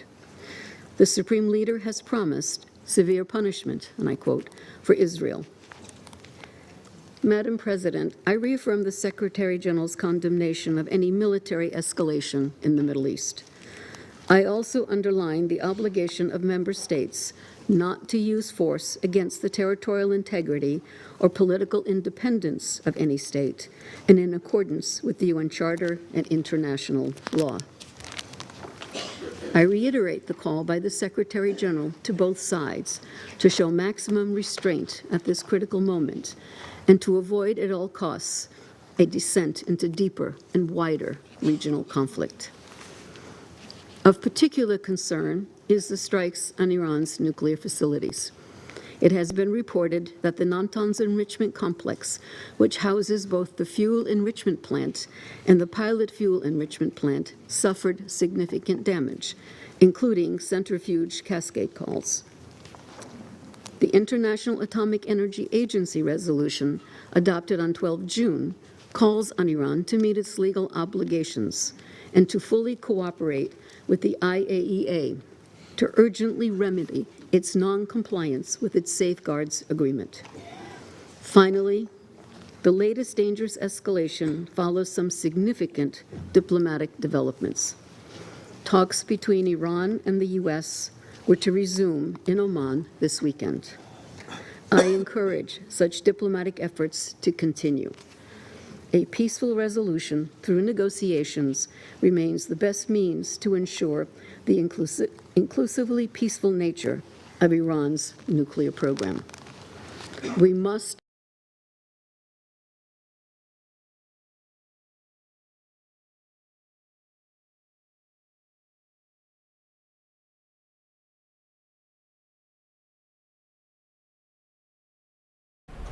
All right, having some issues with our feed right now. The Under Secretary General obviously speaking to the UN right now. This is all about apparently the UN calling this emergency session of the Security Council after last night's strikes on Iran from Israel on what we've been reporting on and told are nuclear sites within Iran. There's been clearly an ongoing struggle within Iran to create these nuclear weapons, to have this type of weapon in their arsenal to create a level playing field in their eyes. So we're waiting for a University of North Carolina Chapel Hill professor, Nevin Bapat, who will join us here momentarily, to give us a little bit more background about this. I mean, the Israel-Iran conflict has been going on literally for decades. You can trace it, potentially even back to some of the readings in 1979, when there was more of an Islamic revolution. There was obviously, some discrepancies between Iran and Israel in the 1980s, this ongoing proxy conflict, as they call it. And so these two powers in that region that are closely separated have had this type of conflict going on for quite some time. So this is not new. I guess some people would say it's been building to this type of crescendo for some time. So it looks like Mr. Bapat is about to be with us here shortly. You're taking a live look, I believe, into this. Is this Tel Aviv here, Jeb? Yes. It's Tel Aviv, Israel, which, as I just said minutes ago, that Iran, has launched retaliatory strikes against Israel. And apparently in Jerusalem and Tel Aviv, there were reports, obviously, of missiles inbound into the country. So this is a developing situation minute by minute. We obviously saw those rockets being launched by Israel last night, late in the evening. And I guess one of my biggest questions for Professor Bapat when he gets here will be what he believes the next step in terms of diplomatic steps for the United States. If that means, potentially we'll end up being dragged into this type of conflict, or really what that looks like, because obviously America in and of itself is dealing with some things. So it'll be interesting to see how we take this. And obviously we were in Afghanistan and Iraq for more than 20 years. So it looks like Professor Bapat is with us. It's great to have you again, Professor Bapat. I know, just to give you a little background for our folks that are listening, he's a professor of political science at UNC Chapel Hill. It's great to have you. We've talked to you before about relations in this same region. But this, as I just said, this crescendo, if you can call it that, was kind of building to this for quite some time. So if you can lay the land for us as you see it, how we got here, as I was just saying, there's been a lot of history, even in the 70s, the 80s, even prior to that. So if you would, just give us some layman's terms to give some foundational aspects on here.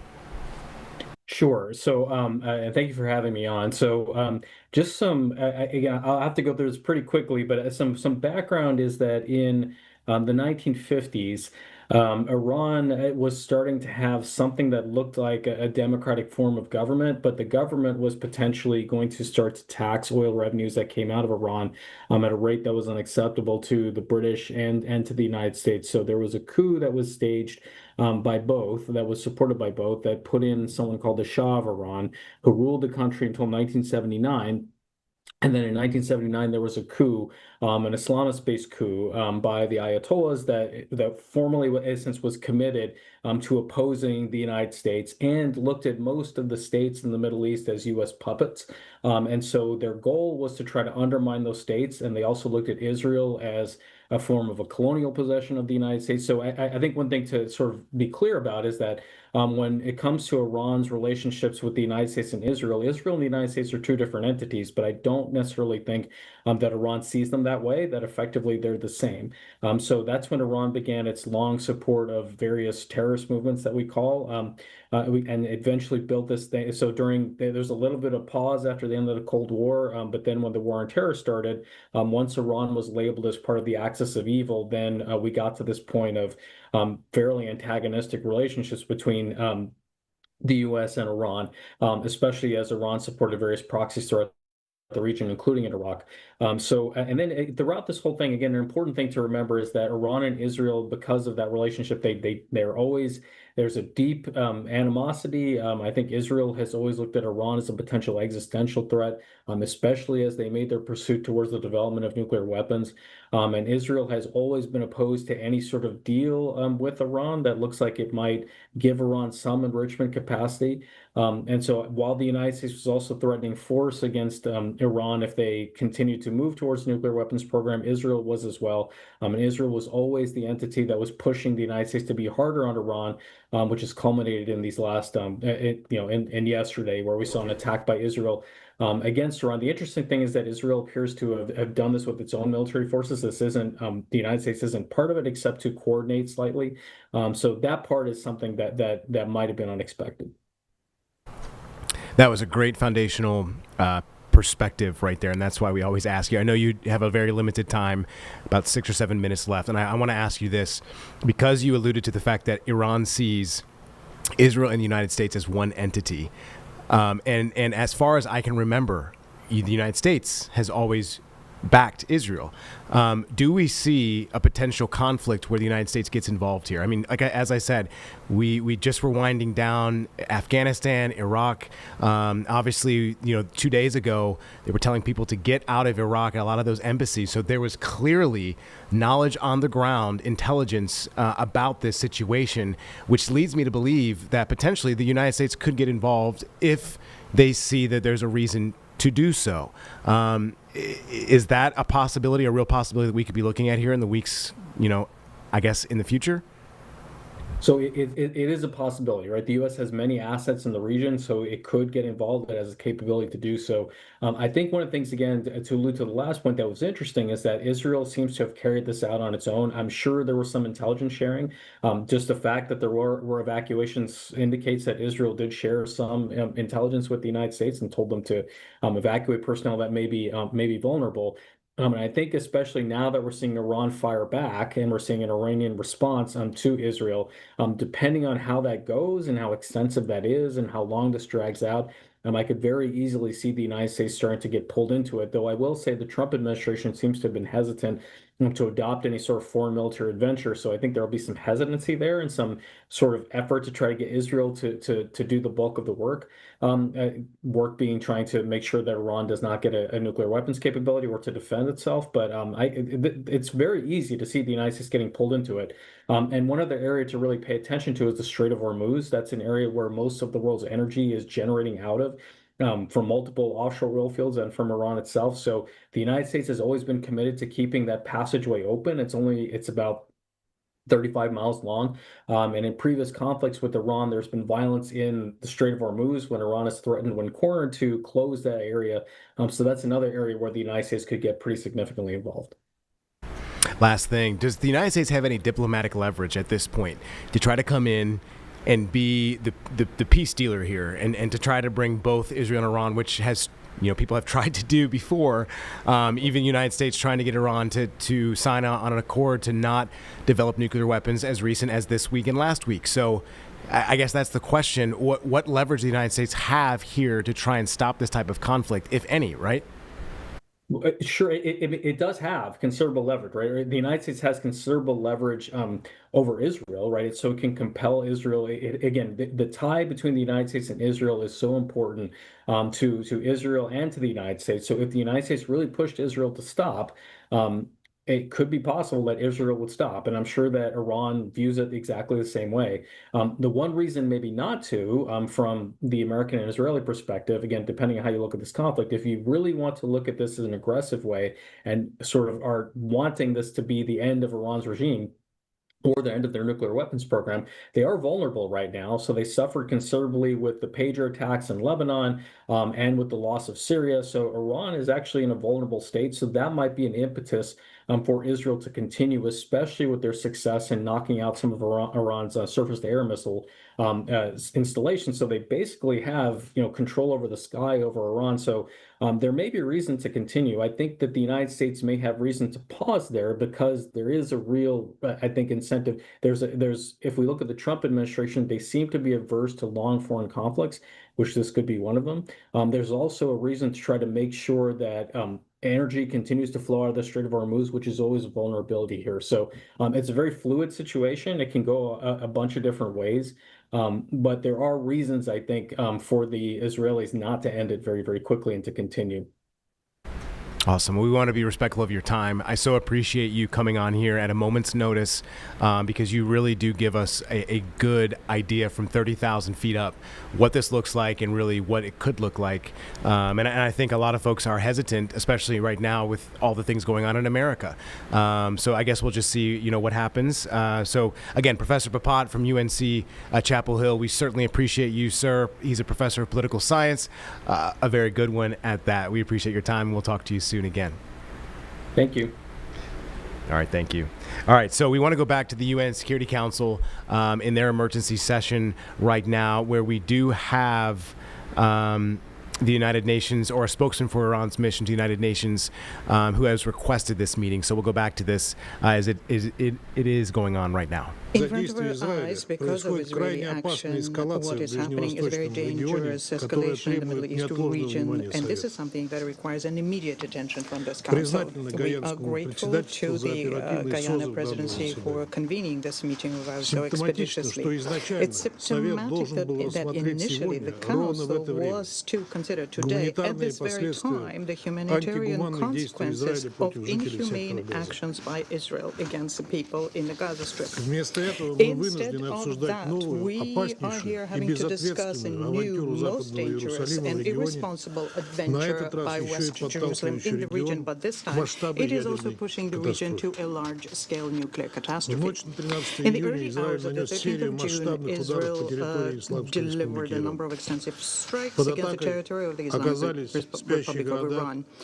Peaceful sleeping cities were struck, civilian infrastructure, and peaceful nuclear installations under IAEA safeguards. We heard from the briefers today that there have been victims amongst civilians. This completely unprovoked attack, no matter what Israel says to the contrary, is a gross violation of the UN Charter and international law. One is left with the impression that the leadership of Israel is convinced that they have completely free hand in the region, and they probably think that Israel can flout any legal norms and replace all international bodies, including the Security Council and IAEA. The Russian Federation strongly condemns this action by West Jerusalem. West Jerusalem's military adventure pushes the region to the brink of a large-scale war, and the responsibility for all of the consequences of these actions lies fully with the Israeli leadership and those who encourage them. We are particularly concerned by the potential radiological consequences of hitting nuclear installations. My country has for a number of years been warning and saying that trying to resolve by force the issues surrounding the Iran nuclear program are unacceptable, as they can lead to the most dire consequences, not just the Middle East region, but for the world as a whole. But these calls of ours were not heeded, and the situation is now following the most negative and unpredictable scenario. Madam President, Israeli actions are aimed at undermining the various negotiating efforts underway now, the efforts to lower the tensions surrounding Iran's peaceful nuclear program. The whole world is looking with hope for the outcome of yet another round of indirect contacts between Iran and the United States, and they were planned for the 15th of June. Israel decided to preempt this in the way they deemed necessary and started bombing the nuclear and energy infrastructure in Iran, showing this way their contempt for laws, norms, agreements, rules, everything that is the basis for a civilized interaction between states. The responsibility for what happened is not just with the State of Israel, but also on its closest allies. This is a direct consequence of Western countries' acquiescence, who for months knowingly and methodically pumped up anti-Iran hysteria in the UN Security Council and in the Board of Governors of IAEA. The states didn't even try to come up with a constructive solution to the crisis surrounding the Joint Comprehensive Plan of Action and the Security Council Resolution 2231, which endorsed it. Their goal was completely different. It was to put pressure on Iran in any way possible, to paint Iran as the source of all the trouble in the region, and to baselessly present the reciprocal legitimate steps by Tehran when they try to trigger the protection mechanisms in JCPOA as violating the obligations under non-proliferation. The Iranians took this for years and did not reject interacting with IAEA, nor did move away from a dialogue so as to find negotiated solutions. I would like to recall here, and this is of principal importance now, that all of the issues having to do with JCPOA began when the United States unilaterally left the nuclear deal in 2018, and also because of the principled unwillingness by the UK, France, and Germany to comply with the obligations they have under JCPOA, including to create the conditions for Tehran to receive the material yield from the lifting of unilateral sanctions by the EU in force until 2015. And later, they even went so far as to resume unilateral sanctions, which runs counter to Article 25 of the Charter, the European Union. All right, Prime Minister Benjamin Netanyahu is live responding to the attacks right now. We'll go to this. And the nation of Israel have been true friends since the days of Cyrus the Great.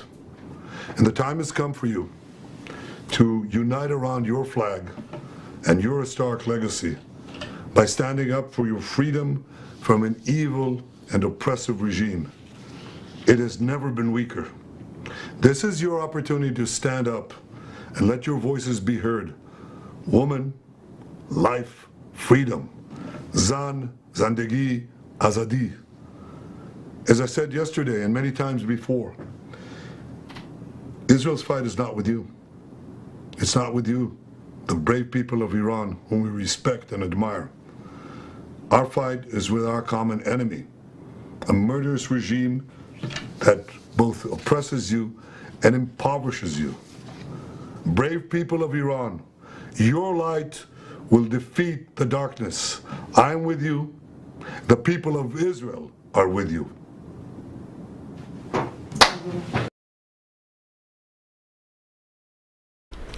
Wow. A quick comment there from Prime Minister Benjamin Netanyahu speaking directly to the people of Iran. A very bold move after last night's missile firing on Iran nuclear sites. So we'll go back to the UN Security Council continuing to hear this out as Iran's spokesperson is also there. JCPOA participant in Italy. It also came to the fore that our American colleagues also had information about the strikes. The Israeli strikes were also supported by the French, who clearly knew about them beforehand. And we will not be surprised here if the members of this group of like-minded states will start condemning Iran for their actions, which they undertook fully in line with Article 51 of the Charter. We are following very closely the current situation with the IAEA Secretariat. The life and health of its personnel has been threatened by the Israeli a military adventure, and we expect that the Director General of the agency is going to provide us with objective assessment and analysis of developing situation, including from the viewpoint of radiological consequences. Madam President, the unprovoked attacks against the territory of sovereign Iran, the targeted strikes on the peaceful nuclear facilities cannot be justified in any way. The international community cannot and should not stand idly by when such a provocation presents itself. And tolerating such actions is a sure way to large-scale war and a serious threat to global security. We're convinced that the Security Council has to provide an unequivocal legal and political assessment of what's been done by Israel, and also call for an immediate halt to any kind of pressure by force and for a rejection of practice of unilateral military steps. We need to support any and all diplomatic efforts aimed at de-escalation and the return to negotiations. Let me underscore yet once again that settling issues having to do with the Iranian nuclear program is only possible if a peaceful political and diplomatic pathway is followed. No forceful resolution can be either legitimate nor viable here. By the way, let me say that the United States themselves have stated this repeatedly when they explained their readiness to continue with negotiations. Russia remains committed to strengthening international law, abiding by the UN Charter, and finding solutions which exclude further sliding of the region towards a new destructive war. And we are ready to work with all those who will advocate diplomacy and who will be looking for peaceful means to resolve differences. I thank you. I thank the representative of the Russian Federation for his statement, and I give the floor now to the representative of Algeria.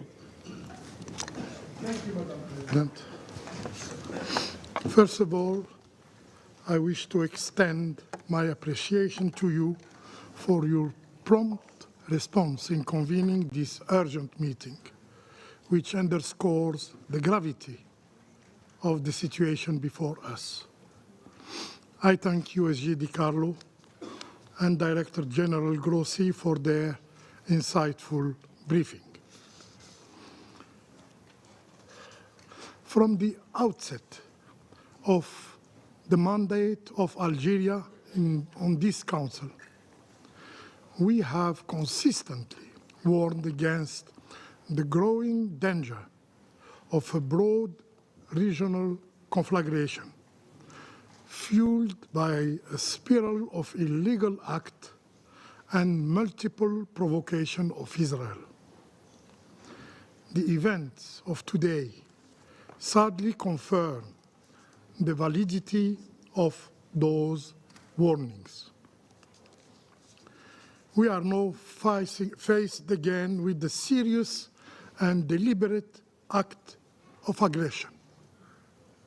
The Israeli army have launched coordinated strikes on the territory of Iran, targeting both military and civilian infrastructure. These actions are not only unprovoked and unjustifiable. They constitute a flagrant violation of international law, a violation of the Charter of the United Nations. As clearly articulated in Article 2, Paragraph 4 of the Charter, all members shall refrain in their international relations from the threat of or use of force against the territorial integrity or political independence of any state, or in any other manner and consistent with the purposes of the United Nations. The logic of unilateral force, of so-called preemptive strikes outside any legal mandate cannot be normalized and cannot be tolerated within this Council. Once again, these attacks prove that the only thing that preemptive action could prevent is peace. So the justifications presented by Israeli officials are unacceptable. They are flawed, especially since they come from a UN member that continues to operate outside the framework of the Non-Proliferation Treaty, that is not fully under the IAEA nuclear safeguards regime, and which has persistently refused to join the negotiation process related to the establishment of a zone free of nuclear weapons and other weapons of mass destruction in the Middle East. In its communique published this morning, the IAEA recalls the numerous General Conference resolutions on the topic of military attacks against nuclear facilities, providing that any armed attacks, I quote, any armed attack or and a threat against nuclear facility devoted to peaceful purposes constitutes a violation of the principle of the United Nations Charter, a violation of the international law and the status of the agency. Furthermore, the IAEA has consistently underlined that armed attacks on nuclear facilities could result on radioactive releases with grave consequences within and beyond the boundaries of the state which has been attacked. Colleagues, let us overlook the timing. Let us not overlook the timing. These attacks occur precisely as Iran and the United States, with the facilitation of Oman, are engaged in indirect negotiation regarding Iran's nuclear program. A sixth round of discussion was due to take place this weekend in Muscat. The question must be asked about these attacks. Why now? Madam President, the use of force without Security Council authorization, absent a legitimate claim of self-defense under Article 51 of the UN Charter, undermines the very foundation of the international legal order that this body, the Security Council, was created to uphold.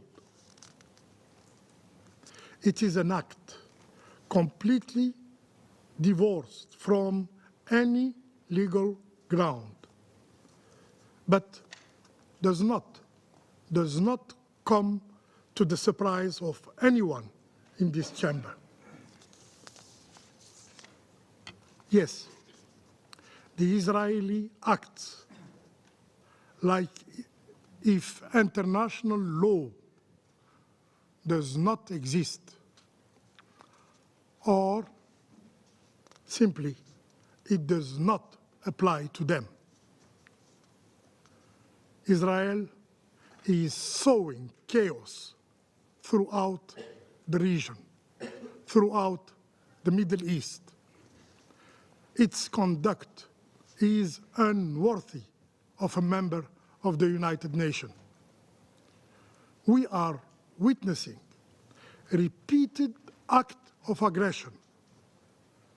The bombing of the Lebanese capital, the occupation of new territories in Syria, in Lebanon, in Palestine, and repeated violation of Syrian sovereignty, including abduction of civilians, as occurred just yesterday.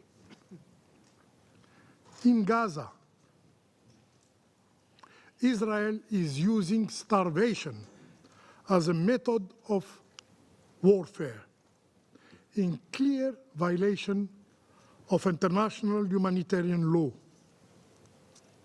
A genocide is unfolding before our eyes, before your eyes.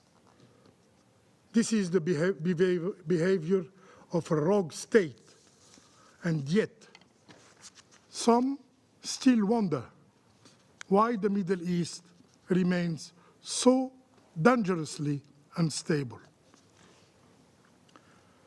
Madam President, the international community cannot allow a precedent to take hold whereby Israel acts as a judge and a jury, launching unilateral attacks in violation of established legal norms.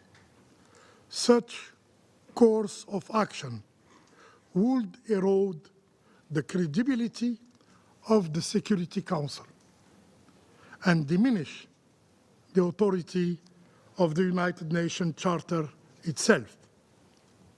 We must reaffirm clearly and collectively that the principles enshrined in the Charter are not optional. They are binding obligations. The prohibition of the use of force and the respect of sovereignty of member states are the pillars upon which our international system is built. We further reiterate that right must prevail over might. No political objective, no matter of strategic, can justify actions that defy the legal order upon which peace among nations depends. Let us be clear. Upholding international law is not a choice. It is a duty under all circumstances and without exception. Without exception. I thank you. I thank the representative of Algeria for his statement, and I give the floor now to the representative of the Republic of Korea. Thank you, Madam President, for convening this important and urgent meeting. I also thank Director General Grossi and USG DiCarlo for their significant briefings regarding Israel's ongoing attacks and their impact. The Republic of Korea is gravely concerned about the escalating and deepening conflict in the Middle East. We condemn all actions that plunge the region into an extremely dangerous situation. We are deeply alarmed by Israel's announcement that its targeted operation will continue for as many days as it takes to eliminate the Iranian threat. Although it appears that the strikes were directed at military sites and personnel, including nuclear facilities and missile factories, it is highly troubling that reports indicate they have already resulted in many civilian casualties. As Director General Grossi pointed out, attacks on nuclear facilities could also result in radioactive releases with potential grave consequences on the lives and safety of the people across the region.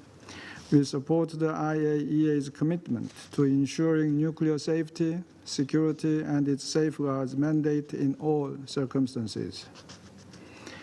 Iran's retaliation risks further escalation in a region already scarred by years of violence and destruction. The Council has consistently warned against the spillover effects of such conflicts. A full-scale war would serve no one in the world. We therefore urge both parties to exercise maximum restraint and refrain from any actions that could lead to further escalation. Another cycle of violence and retaliation must be avoided. We believe both countries possess the wisdom to avert a broader conflict that the region can hardly afford, and that a narrow but vital window for diplomacy still remains to pull back from the brink of all-out conflagration. Madam President, as a country neighboring another that is seriously violating non-proliferation obligations, the Republic of Korea shares serious concerns over Iran's continued expansion of its nuclear program, including the accelerated production of highly enriched uranium. In light of the expiration of UN Resolution 2231 this October, we have consistently urged Iran to fully cooperate with the IAEA in its monitoring and verification activities under the NPT Safeguards Agreement. However, yesterday, the IAEA Board of Governors adopted a resolution declaring Iran's non-compliance with its non-proliferation obligations for the first time in 20 years. Under this backdrop, the current crisis underscores the urgent need to reach a robust agreement that ensures the exclusively peaceful nature of Iran's nuclear program. Without such a resolution, a vicious cycle of armed attack and retaliation may persist, driving the region into even deeper turmoil and instability. We once again call for immediate de-escalation and a renewed push toward a diplomatic solution. The Republic of Korea firmly opposes any steps that further inflame tensions in the region. Pursuing a military solution may produce short-term visible effect, but in the mid to long term, they will only further deepen and entrench the instability and insecurity in the Middle East. We urge all parties to exercise the utmost restraint and urgently return to diplomacy. Thank you, Madam President. I thank the representative of the Republic of Korea for his statement, and I give the floor now to the representative of Somalia. Thank you, Madam President. At the outset, allow me to express my gratitude for swiftly convening this important meeting today. I also would like to thank USG DiCarlo and Director Gross for their comprehensive briefing on the grave developments unfolding in the Middle East.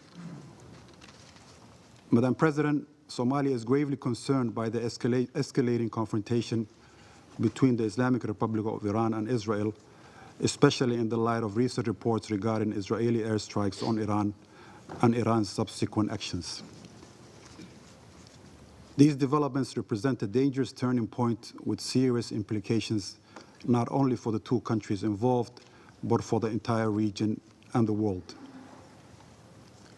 We are gravely concerned by the airstrikes against Iran and call for full respect of its sovereignty, territorial integrity, in accordance with the UN Charter and international law.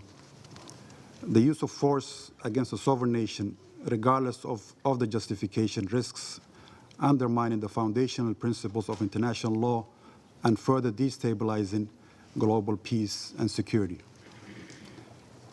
While we recognize the right to self-defense enshrined in Article 51 of the United Nations Charter, we call for restraint and de-escalation of the situation. The spillover effects are no longer hypothetical, and their consequences are already painfully clear, threatening to deepen existing crises and endanger countless lives in the Middle East. Madam President, at this critical juncture, my delegation calls for diplomacy, restraint, and meaningful dialogue to resolve the conflict. We urge both parties to refrain from further escalation and to prioritize peaceful engagement, wisdom, and stewardship. The international community must work collectively to de-escalate tensions and facilitate conditions for a durable peace. The Security Council has a clear mandate to uphold international peace and security.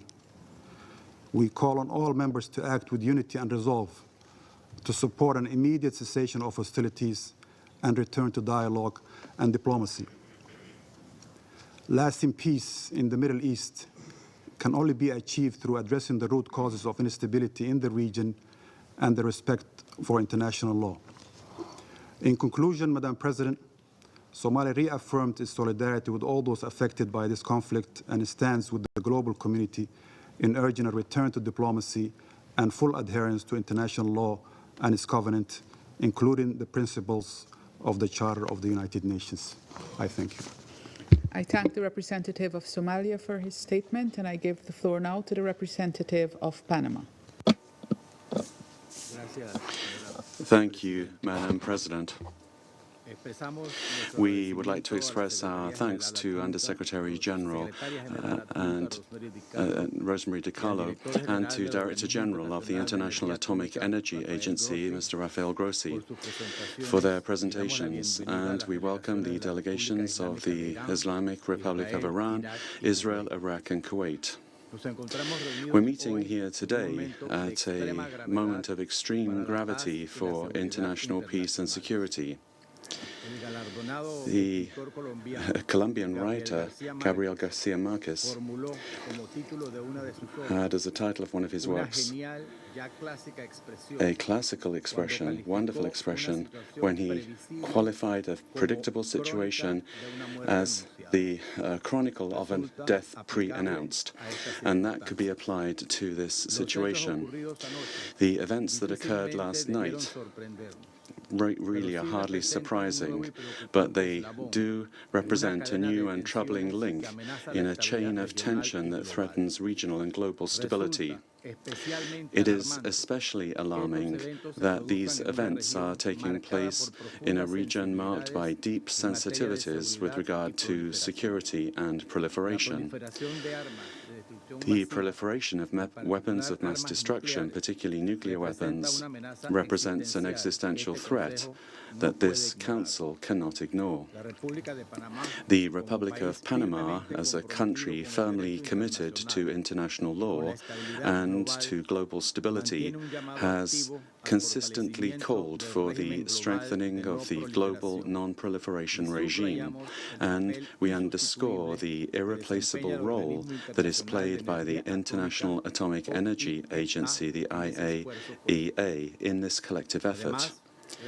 And we also reaffirm that the full respect for and the integrity and safety of IAEA personnel is an obligation under international law and an indispensable requirement to preserve the credibility of the multilateral verification system. Our position is based on the fundamental principles of our foreign policy: respect for and strengthening of the multilateral system, the non-proliferation regime, and the promotion of diplomatic dialogue as an essential tool to ease tensions and reduce strategic risks. We take note of the report of the IAEA Director General, reference number GOV/2025/24, recently circulated to the members of this Council, where it's indicated that the agency's verification and monitoring related to the Joint Comprehensive Plan of Action, the JCPOA, have been severely affected